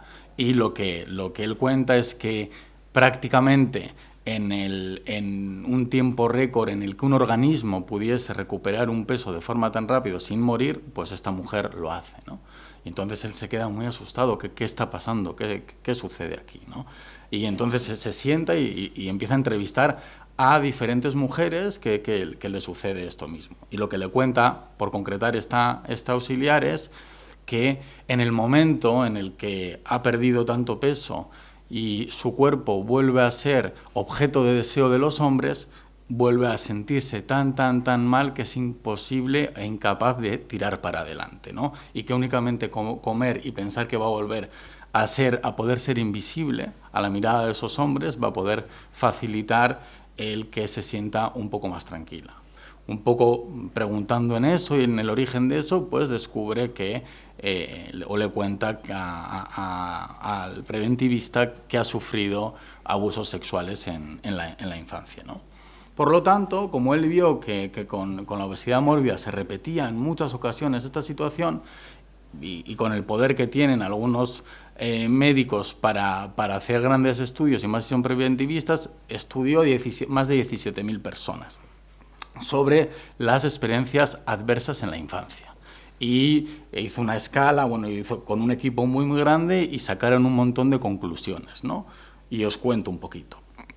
La primera, que solo 1 de cada 3 personas de las entrevistadas no había tenido experiencias adversas en la infancia. 1 de cada 4 de las personas entrevistadas había sufrido algún tipo de maltrato físico por parte de sus progenitores y o cuidadores en la infancia.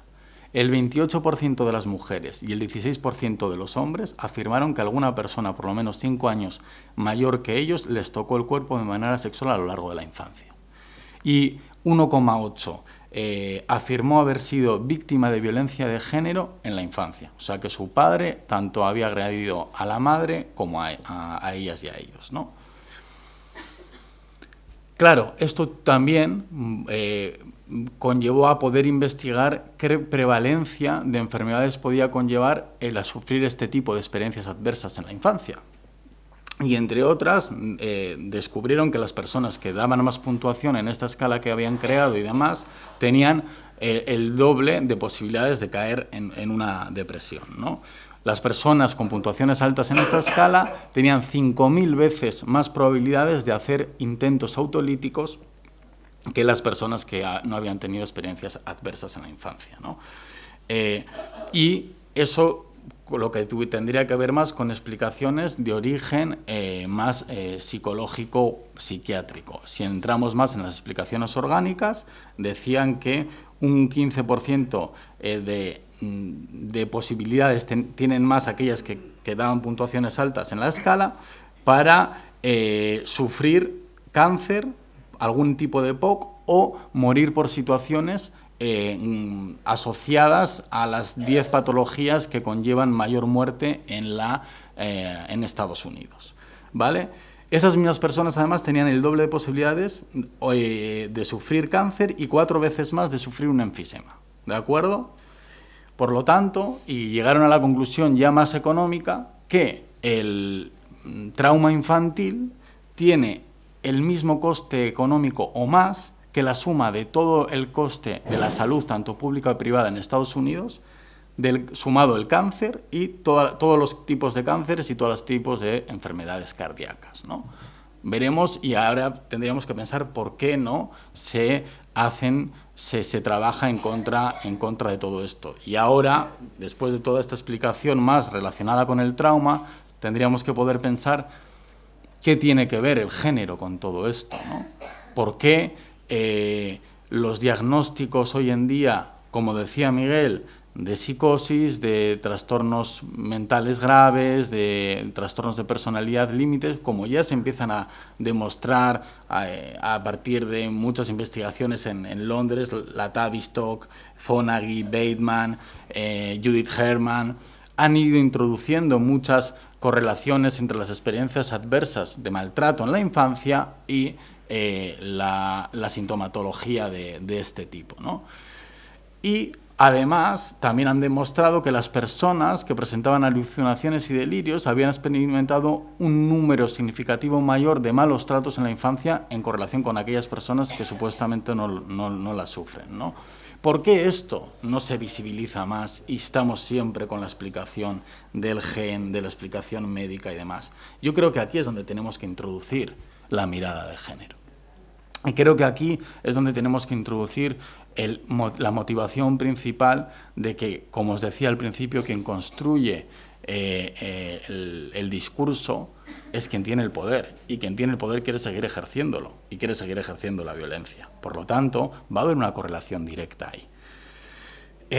Fijaros, No sé si lo sabéis, Judith Herman en el año 97 intenta introducir, ¿no?, el diagnóstico de estrés postraumático complejo para diferenciarlo del estrés postraumático normal o al uso que ya existía para el DSM-4, por el hecho de diferenciar un acontecimiento traumático concreto, como puede ser un ataque terrorista, un accidente de coche, incluso una violación, a el maltrato continuado en el tiempo por una figura de apego. El efecto que tiene en la mente, como sabéis, es completamente diferente. Pero, a pesar de los intentos de en un primer momento casi lograrlo, se echa para atrás.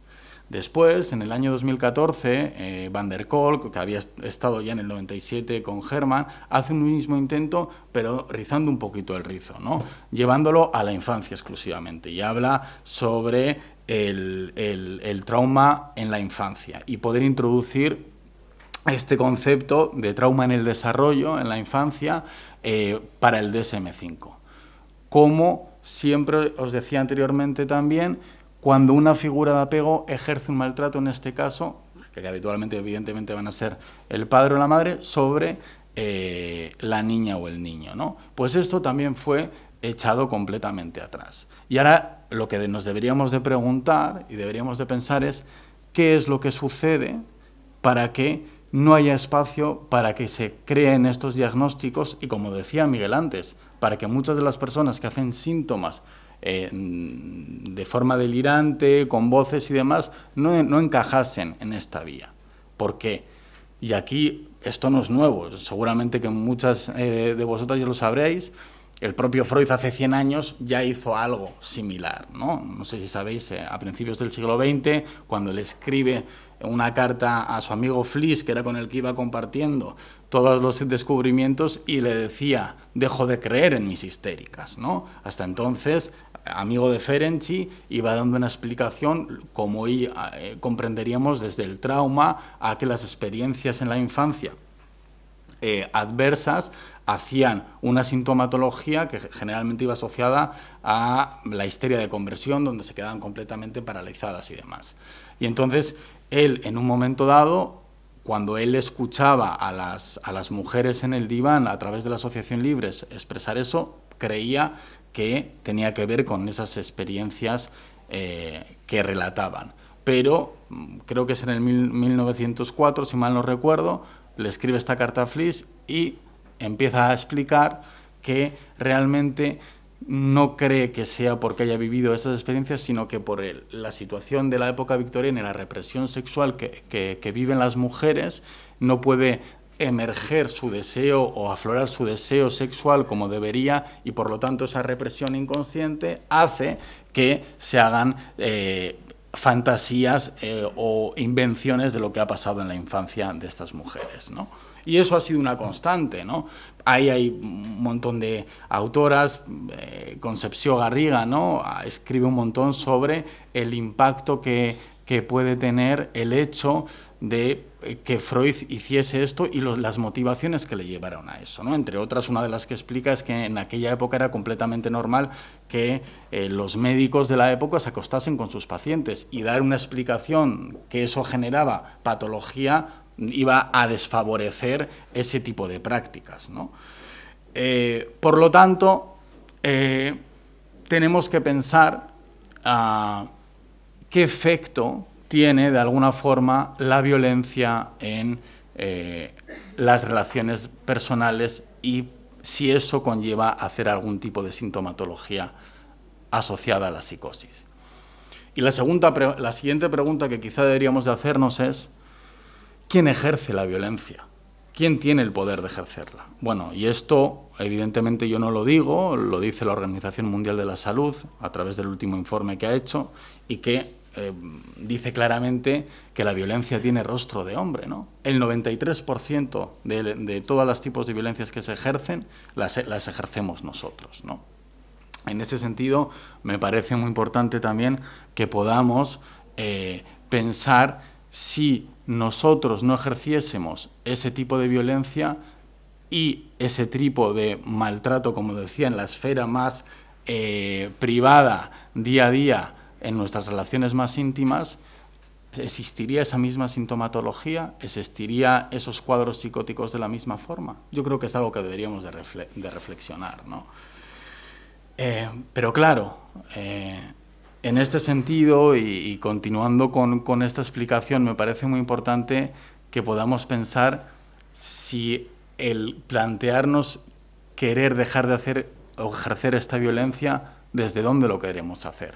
Quiero decir con esto, la violencia es exclusivamente algo aprendida, cultural, que nos lo han enseñado a través de los roles que más o menos todo el mundo tiene claro, o tiene también que ver con una respuesta que evidentemente sí que tiene que ver con algo aprendido, pero con la pérdida de privilegios que tenemos en la medida en la que la persona que tenemos al lado y no tiene esos privilegios va ganando, ¿no? Eso es algo que deberíamos de reformularlo también. Hoy en día, como ya sabéis, el índice de asesinatos, que es lo que se puede medir, yo creo que de forma más objetiva, es mayor en los países con políticas de igualdad más avanzadas. Y esto no quiere decir que no haya que hacer políticas de igualdad, no se me malinterprete, pero a quien tenemos que interpelar probablemente es a nosotros mismos, no a los hombres. En el momento en el que nosotros no nos sentimos cuestionados por los privilegios que tenemos, no tenemos que responder de esa forma violenta. En cambio, cuando se nos quitan los privilegios, y esto ya no respecto al género, vamos con las investigaciones que se han hecho en relación a la raza y demás, en la década de los 50 y de los 60, en Alabama había muchos menos disturbios con la comunidad negra que en los estados donde había muchas más políticas a favor de la normalización y de como eran en el nordeste del país de Estados Unidos. Allí había muchos más enfrentamientos de los blancos hacia los negros, porque en Alabama o en los estados del sur y del centro del país no se sentían interpelados. Y de esta misma forma también nosotros. Así que no quiero robaros mucho más tiempo, quiero abrir un poco el espacio para el debate, porque además, como decía al principio, me parece un poco, ¿no?, pues llamativo y también hacer pensar que justo sea un hombre quien tenga que poner encima de la mesa la cuestión de género correlacionada con la psicosis, ¿no? Así que, sin más, lo dejo aquí y os dejo un espacio para vosotras y vosotros. Gracias. A Miguel Ángel y a Paula han sido muy interesantes las ponencias, lo que nos habéis contado. Vamos a abrir un turno de preguntas o de reflexiones o de sugerencias, lo que os apetezca comentar. ¿Quién quiere preguntar algo?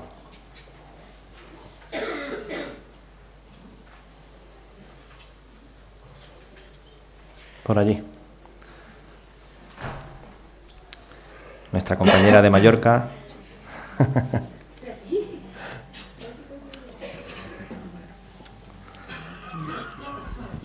Bueno, muchas gracias a todos. Me han parecido... ¿Se oye? ¿Ahora? Sí. Bueno, muchas gracias a todos. Me han parecido todas las ponencias fantásticas.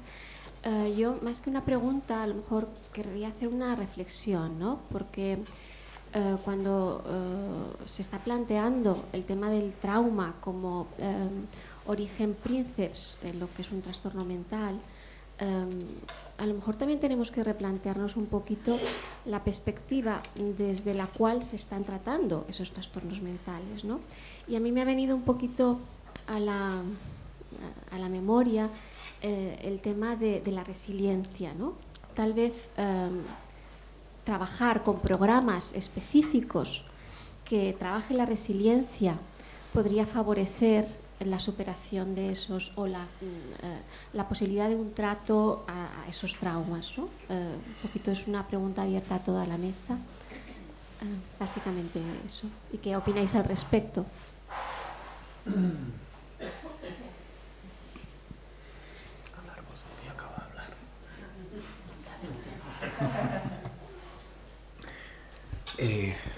Pues no sé muy bien qué contestar. O sea, yo creo que obviamente lo del tema de la resiliencia, la capacidad, ¿no?, de afrontar, pero también creo que a veces ya no es que se pueda.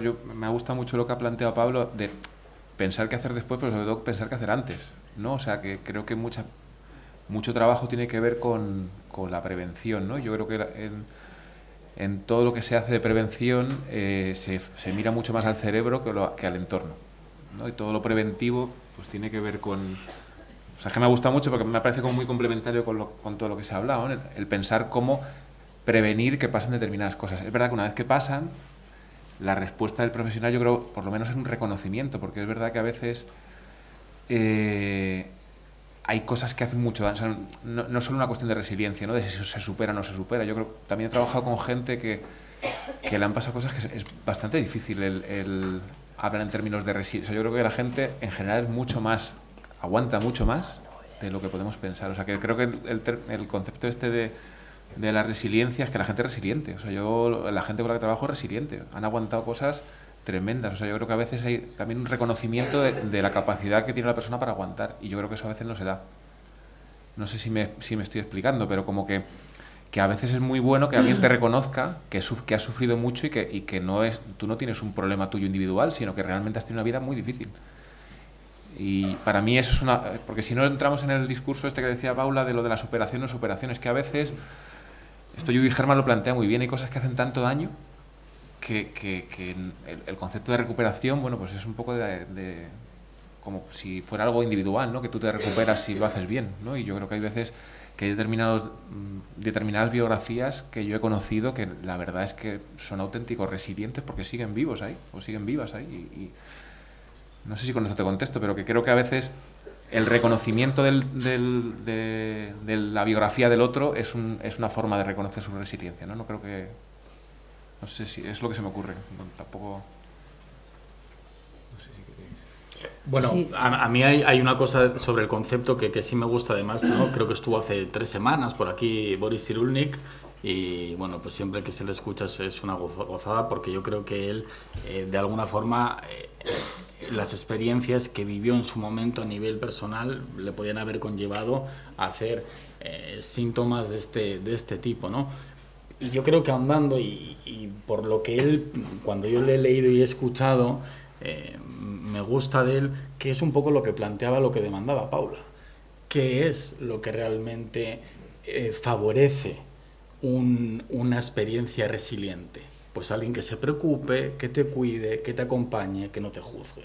Y eso es lo que muchas veces Cyrulnik pone en relieve para que las personas no sean vulnerables, y yo sé que ahí también estaríamos en el debate, ¿no? De dicotomizar, que probablemente también tendríamos que tenerlo en cuenta, ¿no? De no binarizar lo vulnerable y lo resiliente, que también comparto con Paula, pero que a veces no nos queda otra que utilizar los términos. Y a mí en ese sentido sí que me gusta cómo él lo plantea, porque se acerca mucho a la demanda que hacen los supuestos pacientes, ¿no?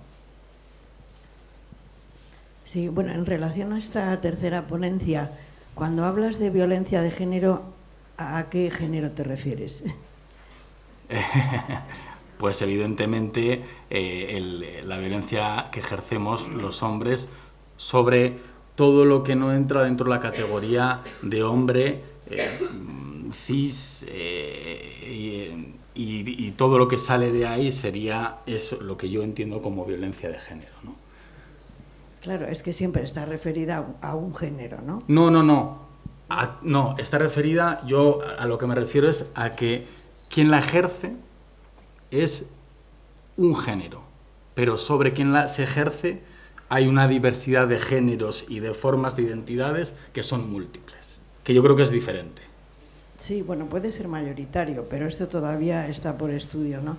Yo creo que quizás vivimos un momento bueno, ¿no?, para esta igualdad de género, en cuanto están surgiendo todos hechos de pederastia y demás, en donde probablemente las consecuencias y el trauma tengan iguales síntomas, no tanto en unos como en otros. Entonces, puede ser un buen momento para esta igualdad, ¿no? Siempre violencia de género está referida a la mujer, mayoritariamente, ¿no? Sí, bueno, yo a lo que me refiero con violencia de género, y que para mí esto es importante, porque para mí violencia de género es también la que ejerce un hombre maltratador sobre su hijo varón, ¿vale? Y para mí violencia de género es lo que un hombre trans sufre por vivir esa o esa supuesta transitoriedad, ¿no? Por lo tanto, a mí me gustaría ampliar la comprensión de la violencia de género y no solo aplicarla al modelo de la Ley Orgánica del 2004, ¿no? Por allí atrás. Acosador, ¿no? Te estás refiriendo al género que agrede. Exacto. Cuando hablas de género hablas desde el que agrede. Exacto. Por allá atrás había alguien que había levantado la mano.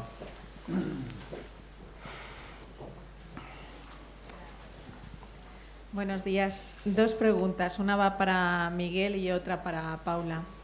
Miguel, lo primero, coincido en que cuando estabas hablando de lo del trauma, de que cuando una persona ha sufrido una situación, por ejemplo, de guerra, todos podemos entender que el diagnóstico sea trastorno por estrés postraumático, ¿no? Igual que en el caso pues, de una persona que ha sufrido de violencia de género, ¿no? Pero a veces es verdad que cuando una persona ha tenido un brote psicótico y ha tenido una historia muy traumática, no se la ve como una víctima, sino como un enfermo, ¿no? Y yo me pregunto, cuando estabas hablando de todo esto, ¿puede que estemos también sin querer los profesionales con estos pacientes generando una revictimización al no comprender ese trauma sufrido? Porque de alguna forma estamos negándole, decíais antes que los delirios muchas veces tienen que ver con esa situación de trauma que la persona ha vivido, ¿no? Y a veces se le niega y a veces se le dice que eso, bueno, que eso es un desajuste de tu mente, ¿no? O es que eso no es real. Puede que con eso se esté contribuyendo sin querer muchas veces, ¿no? Pero puede que estemos errando y fallando porque se está revictimizando. Esa sería la pregunta. Y para Paula, quería saber, en el caso de que tú pudieses dar marcha atrás a las manecillas del reloj y en aquel primer brote que tuviste, ¿qué crees que hubiese sido bueno que hubiesen hecho? ¿O qué ayudas terapéuticas o qué se debería haber hecho para poder ayudarte? Si tú crees que los métodos de contención no fueron buenos, si la ayuda profesional no fue buena, ¿qué le dirías a un padre que su hijo sufre por primera vez un brote psicótico? ¿Qué debería hacer y cómo se le podría ayudar? Muchas gracias. A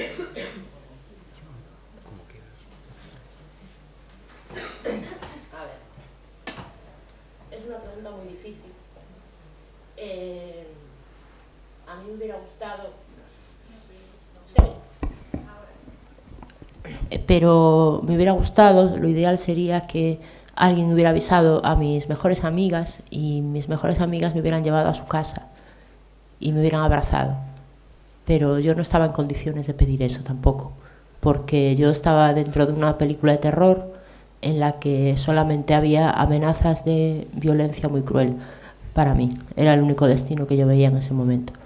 Y entonces, pues, allí me cogió la policía, allí me llevaron al hospital, allí tampoco para mí era todo, formaba parte del mismo terror.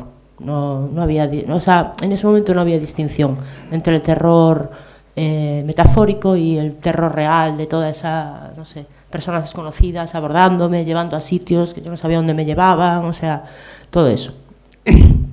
Y en relación a qué le diría a una persona cuyo hijo o hija ha sufrido, bueno, los brotes son tan variados como las personas, quiero decir, no hay una fórmula única para todos los brotes del mundo, ¿no? Porque varían mucho en intensidad, varían en origen, varían en las circunstancias, en el ambiente en el que se está desarrollando, ¿vale?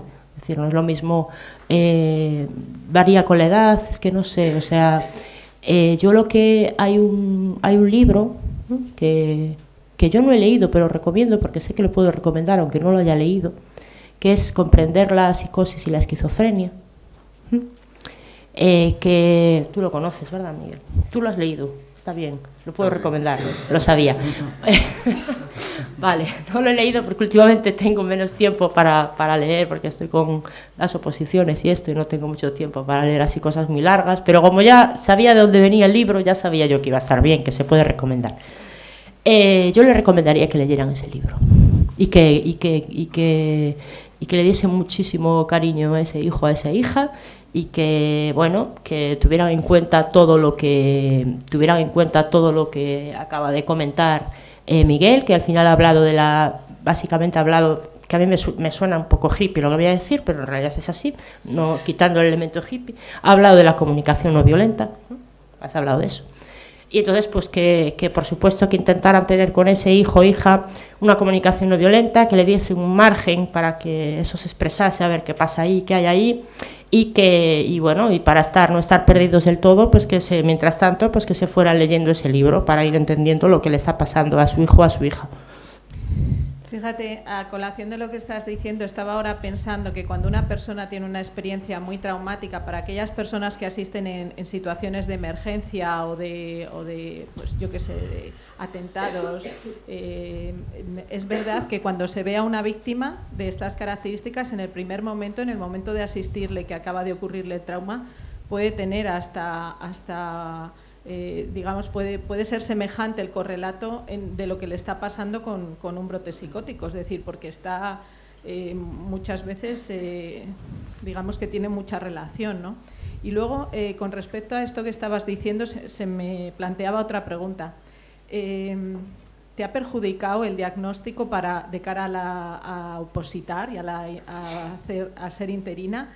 ¿Y estás de acuerdo con lo que decía Miguel, que él no se ha encontrado a ninguna persona que no haya sufrido un brote, que no haya una situación de trauma detrás? A ver, la primera pregunta, yo no llevo un cartel en la frente diciendo que tengo el diagnóstico, ni tengo ninguna obligación de enseñarlo, porque es un dato protegido. Es decir, el certificado de discapacidad, el grado de discapacidad que te dan, en teoría no es para discriminarte, para segregarte, sino que es un derecho que tú tienes para obtener, digamos, para corregir ciertas desventajas que se producen en la sociedad o sea, como consecuencia de que tú tengas esa diferencia, ¿no? No, es que yo no estoy obligada a utilizar mi discapacidad. Yo no estoy obligada a presentar ningún certificado de discapacidad. Yo puedo usarlo si quiero entrar en una cuota de oposiciones para personas con ese certificado, pero yo no estoy obligada a usarlo y por lo tanto, y por supuesto no estoy obligada a decirle mi diagnóstico a nadie. ¿Y si ese se utiliza, aparece ahí algo o no? No, claro que no, eso es un dato protegido. Otra cosa es que yo, a nivel político, ¿no? O sea, ahora mismo, para mí digamos, esquizofrenia es una identidad política, ¿vale? Yo no me identifico porque para mí simplemente ni siquiera creo que se trate de una enfermedad, o sea, yo no me siento una persona enferma, ¿de acuerdo? Entonces yo no me siento una persona enferma, pero sí, a nivel político, reivindico que yo he pasado por esa experiencia porque me interesa, pues, para venir a sitios como estos y contaros lo que os quiero contar, ¿vale? Pero no porque yo me sienta enferma, tampoco estoy en el circuito de salud mental, ¿de acuerdo? Y entonces, pues, no, o sea, para mí es algo que ahora mismo no tiene nada que ver con mi trabajo. O sea, mi trabajo va por un lado y mis experiencias pasadas van por el otro. Mis experiencias pasadas puedo compartirlas en determinados entornos, que suelen ser dos. Suelen ser estos entornos que son públicos, ¿sí? Porque son, pues, entornos de salud mental, que yo de alguna manera, aunque no os conozco de nada, pues considero que son entornos de seguridad, ¿vale? Y por otro lado, la puedo utilizar, pues, con personas que a mí me apetece, con las que a mí me apetece salir del armario, porque es un poco parecido, ¿no? Es decir, a una persona de repente que no sabe nada de ti, pues contarle esa parte de ti, pues porque te apetece contarla, ¿vale? Pero no, para mí no tiene nada que ver con mi trabajo. He tomado esa decisión, ¿vale? Disculpad que ejerza la parte menos agradable de mi papel de moderador, pero había otra pregunta antes y hay dos personas más que también han pedido la palabra, así que ruego que agilicemos un poquito, porque tenemos algunos minutos todavía, pero es interesante que participen más personas. La pregunta anterior, si te acuerdas de cuál era. Creo que sí. Bueno, justo, si he dicho que no he conocido ninguna persona que no haya tenido experiencias traumáticas, o sea, lo matizo. Cuando hablo de trauma, no hablo de trauma solo pensando en los traumas, ¿no? en una agresión sexual. Hablo de un trauma más a nivel interpersonal o más a nivel de experiencias difíciles o adversas. Me gusta más como lo ha planteado. Igual yo, bueno, por deformación hablo muchas veces de trauma, no me refiero que todas las personas que tengan psicosis hayan tenido que pasar por una agresión o algo así, ¿no? Sino más a experiencias adversas en la vida o un cúmulo de ellas, ¿no? En ese sentido me refería, ¿vale? No tanto a lo mejor un episodio puntual o una agresión sexual, ¿no? Que al final vamos siempre a cosas así. Es verdad que sí que mi experiencia a veces he visto que cuanto mayor sea el daño, pues la afectación, no siempre, pero muchas veces es mayor. Y luego una cosa que creo que si te he entendido bien lo que me has preguntado al principio era si los profesionales podemos ser revictimizadores, ¿no? Por supuesto. De hecho creo que esta mesa habla un poco de eso, ¿no? En función de lo que tú pienses que le pasa a quien tienes enfrente, puedes estar ejerciendo a veces dinámicas o entrar en dinámicas que pueden ser dañinas para la persona, por supuesto. Yo cuando este tema del trauma me formé, cuando hice la residencia, me formé con un psicólogo que trabajaba todo el rato en esto, y cuando entré a trabajar con personas con diagnóstico de trastorno mental grave, lo que vi es que básicamente eran iguales. O sea, como que se aplica una cosa a la gente con diagnósticos que no son psicóticos y parece como que con la gente con diagnósticos psicóticos hubiera que hacer otras cosas distintas, cuando no. Eso Rufus May lo explica muy bien, ¿no? O sea, ¿qué haces cuando alguien está sufriendo mucho? Intentar empatizar, intentar no juzgar. O sea, si alguien te viene con una... Pero cuando alguien tiene experiencias más raras, por así decirlo, como que pierdes eso de vista y empiezas a actuar de otra manera como si fueran cosas distintas. Y yo creo que ayuda un poco la perspectiva de que estás con una persona que está sufriendo, que a lo mejor no entiende lo que le pasa, pero que la forma de acercarte a ella pues tiene que ser parecida. O sea que sí, somos muchas veces, y por eso mucha gente no quiere acudir a urgencias o ir a un hospital cuando está psicótica, porque sabe que lo que va a recibir a veces puede ser peor que estar así. ¿Por ahí alguien más quería preguntar? ¿Se oye? Sí. Bueno, en la línea esta del daño que podemos hacer los profesionales y de la perspectiva de género, me sale compartir, la semana pasada estuve en el Congreso Internacional de Violencia de Género en Sevilla y hubo un chico joven del público que hizo una intervención muy interesante, ¿no? Este chico hablaba primero en segunda persona, evidentemente acabó hablando en primera persona, y comentaba pues su situación de violencia de género cuando él era pequeño en su casa. Cómo los niños están invisibilizados, cómo nadie lo vio, cómo su madre se separó de hecho una vez, pero luego volvió, que esto incluso para él fue peor, y cómo pasó su infancia en esta situación. Y cómo cuando llega la adolescencia, la primera edad, pues se encuentra mal, va al médico y le dicen tú lo que tienes es esquizofrenia, primero, luego un bipolar, luego... Entonces el pobre está muy desesperado, ¿no? Y reclamaba y decía, por favor, os animo a la formación en la perspectiva de género de todos los profesionales. Y dice, porque lo que hizo fue sentirme más culpable. Nadie me preguntó nunca, oye, ¿qué pasaba en tu casa? ¿No? ¿Qué pasó entonces? La relación también de eso, ¿no? De tenerlo en cuenta. Nada más. Sí. Bueno, yo por la población que es un poco del servicio con el que trabajamos, que es ese en Castilla-La Mancha, a través del Colegio de la Psicología, tenemos anécdotas, te puedes imaginar, para escribir 10 libros, ¿no? Una que suelo contar mucho, porque además es el diagnóstico ahora estrella en la infancia, que es el TDAH, donde tenemos diagnosticados antes de que lleguen al servicio casi al 20% de las menores y de los menores, pero tengo como una situación como estrella, ¿no? Que me pasó hace igual 10 años. Y bueno, me viene por primera vez. Yo generalmente cito a las madres antes de citar a las menores o a los menores, y viene a consulta y venía justo desde la cita con el pediatra. Y venía ya con la receta de no sé si era Concerta o la otra, bueno, me da igual.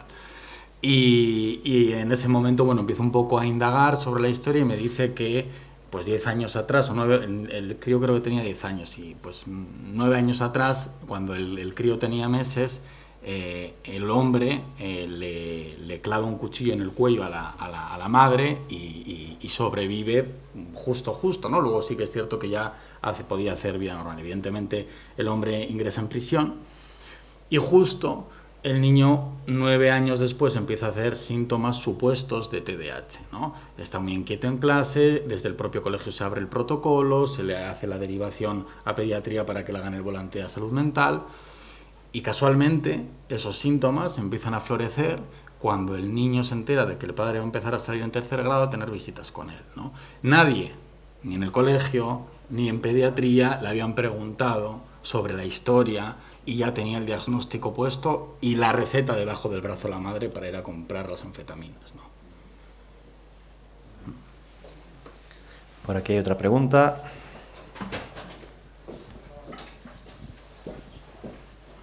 Sí, bueno, yo coincido con Miguel Ángel en esto que hablabas de que tenemos insuficiente formación en trauma muchas veces los profesionales, ¿no? Y yo quería preguntarte si tú tuvieras la capacidad de diseñar el tipo de materias que se estudian en el grado de psicología o el tipo de modelos, autores, etcétera, que tienen que estudiar las personas para estudiar el PIR, para comenzar a ser psicólogos clínicos. ¿Qué tipo de modelos, de autores o de libros tú recomendarías? Bueno, en cuanto a cómo organizar el grado no tengo ni idea, pero en cuanto a modelos, autores y demás, sí que creo que, o sea, a mí, por ejemplo, yo no lo puedo decir, ¿no? Yo estudié el PIR, a mí lo que estudié en el PIR me ayudó a atender a la gente entre un 0,5 y un 1%.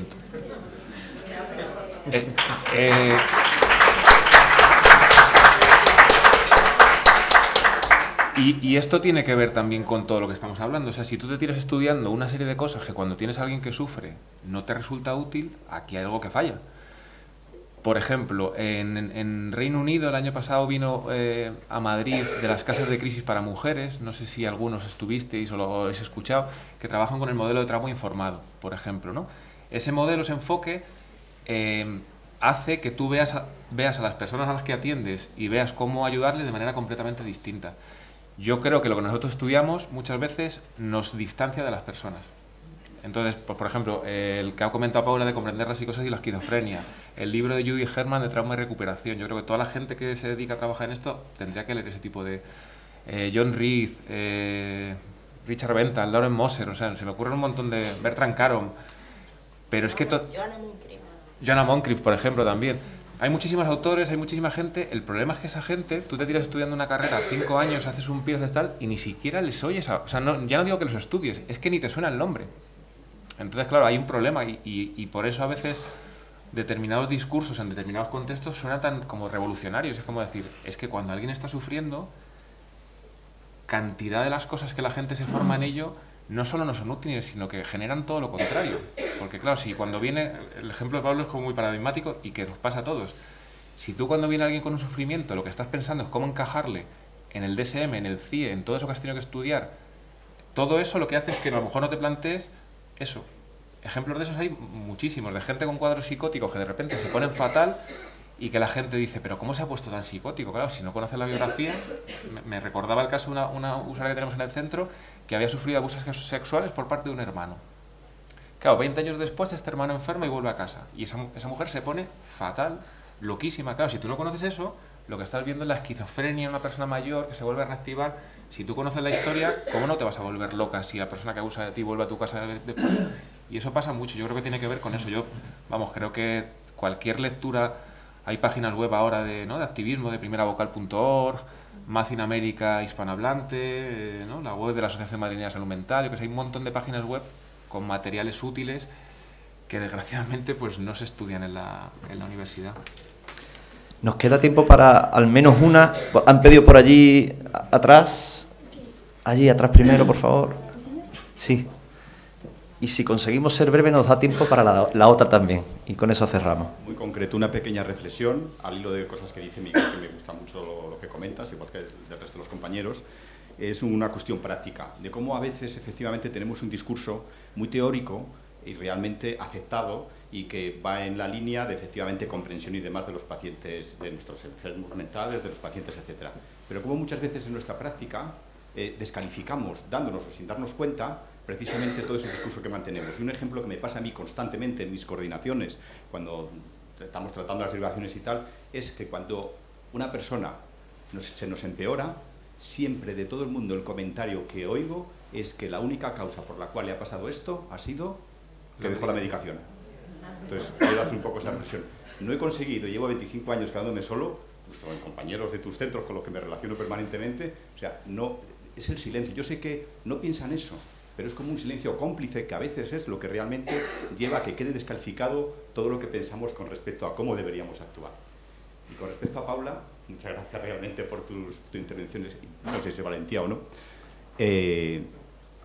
Quería preguntarte qué opinas de todos estos programas maravillosos y tal, impulsados muchas veces, o la mayoría de veces por la Administración, respecto a luchar contra el estigma.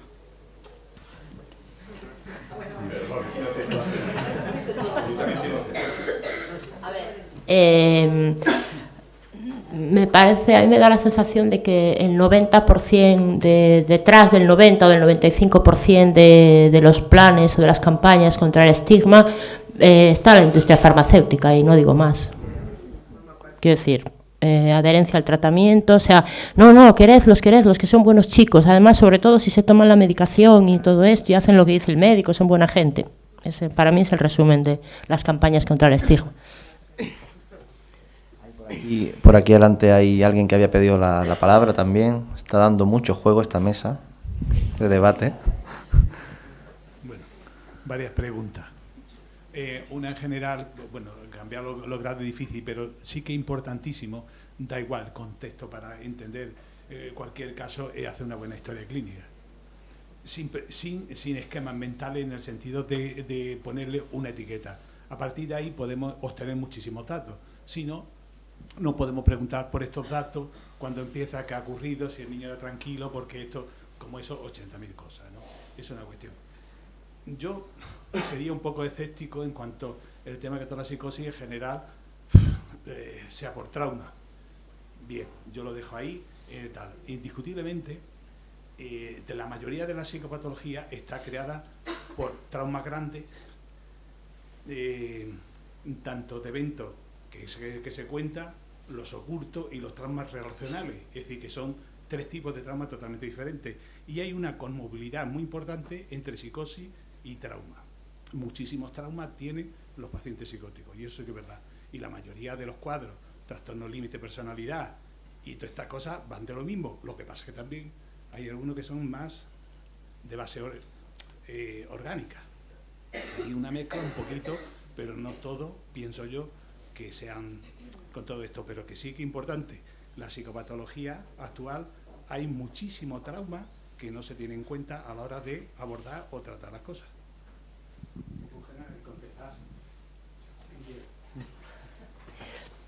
Yo quiero contestar, igual me meto donde no me llaman porque yo no tengo formación científica, pero en relación a que algunos traumas tienen, o sea, que algunas experiencias psicóticas, etcétera, que tienen base orgánica. Yo lo que creo que pasa es que el sufrimiento modifica o altera el funcionamiento del cerebro. Es decir, como el cerebro son impulsos eléctricos que se están, ¿no?, llevando a cabo, digamos, ¿no?, pues si el sufrimiento es mucho, ¿no?, pues va a provocar diferentes, digamos, movimientos cerebrales que en un estado de placidez. Con lo cual yo creo que igual es un poco al revés. O sea, igual no es que haya una causa orgánica predeterminada, genética, que estaba ahí desde siempre y que simplemente emergió y afloró, sino que el propio sufrimiento altera el cerebro. O sea, de repente ahora nos dicen fuego y a todos se nos ponen el cerebro a hacer chispas, ¿no?, con el susto. Entonces, dice que puede haber una interrelación, pero que la dirección causa-efecto para mí es muy discutible. Y eso lo digo yo a partir de mis reflexiones particulares de mis cosas.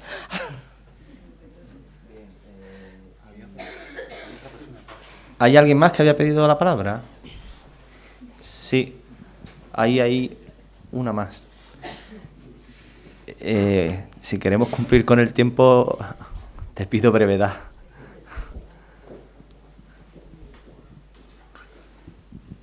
Gracias. ¿Se me oye? Bueno, se te oye bien. Un vozarrón, o sea que muchas gracias, me ha encantado la mesa. A Miguel Ángel ya lo conozco. Yo quería hacer un poco de autocrítica, un pelín, porque siempre estamos como esta lucha, los psiquiatras, los psicólogos, los tal, que me aburre un poco, que bueno, habrá cosas evidentemente que son así. Creo que no podemos tirar, o sea, es verdad lo de la facultad, yo es que hace mucho que estudié, soy vieja, y es verdad que no se habla del trauma, pero ni en la facultad ni en ningún sitio, y ahora hay un movimiento mucho más grande de ese otro lado. En los 90 empezó Richard Benthal a escribir Reconstructing Esquizofrenia. En mi hospital, yo trabajo en el clínico, ha venido 3 veces Richard Benthal. Quiero decir, es verdad, no estoy hablando de la psiquiatría ni no sé qué, pero que también tenemos nuestra obligación de formarnos y leer. O sea, lo que tú dices es que es que ahora está tirado. Es que deberíamos, o sea, ningún médico tira de lo que ha aprendido en la carrera, porque, o sea, deberíamos tener la obligación de escuchar a nuestros pacientes, escucharles y a la vez informarnos. Eso, hay muchísimas cosas en la bibliografía, charlas de Eleanor, de Rufus, de Reed, de todo este modelo que la terapia cognitivo-conductual comenzó en los 90 y estamos en el 2018 y debemos leer más. O sea, por supuesto que debería estar en el grado y sería maravilloso. Y espero que se haga, porque yo tengo esperanzas. Y es verdad que vas a psicología y que trabajes con gente con psicosis todavía les parece raro. Pero, hombre, tenemos que luchar con conocimiento y eso está ahí, nos lo tenemos que leer.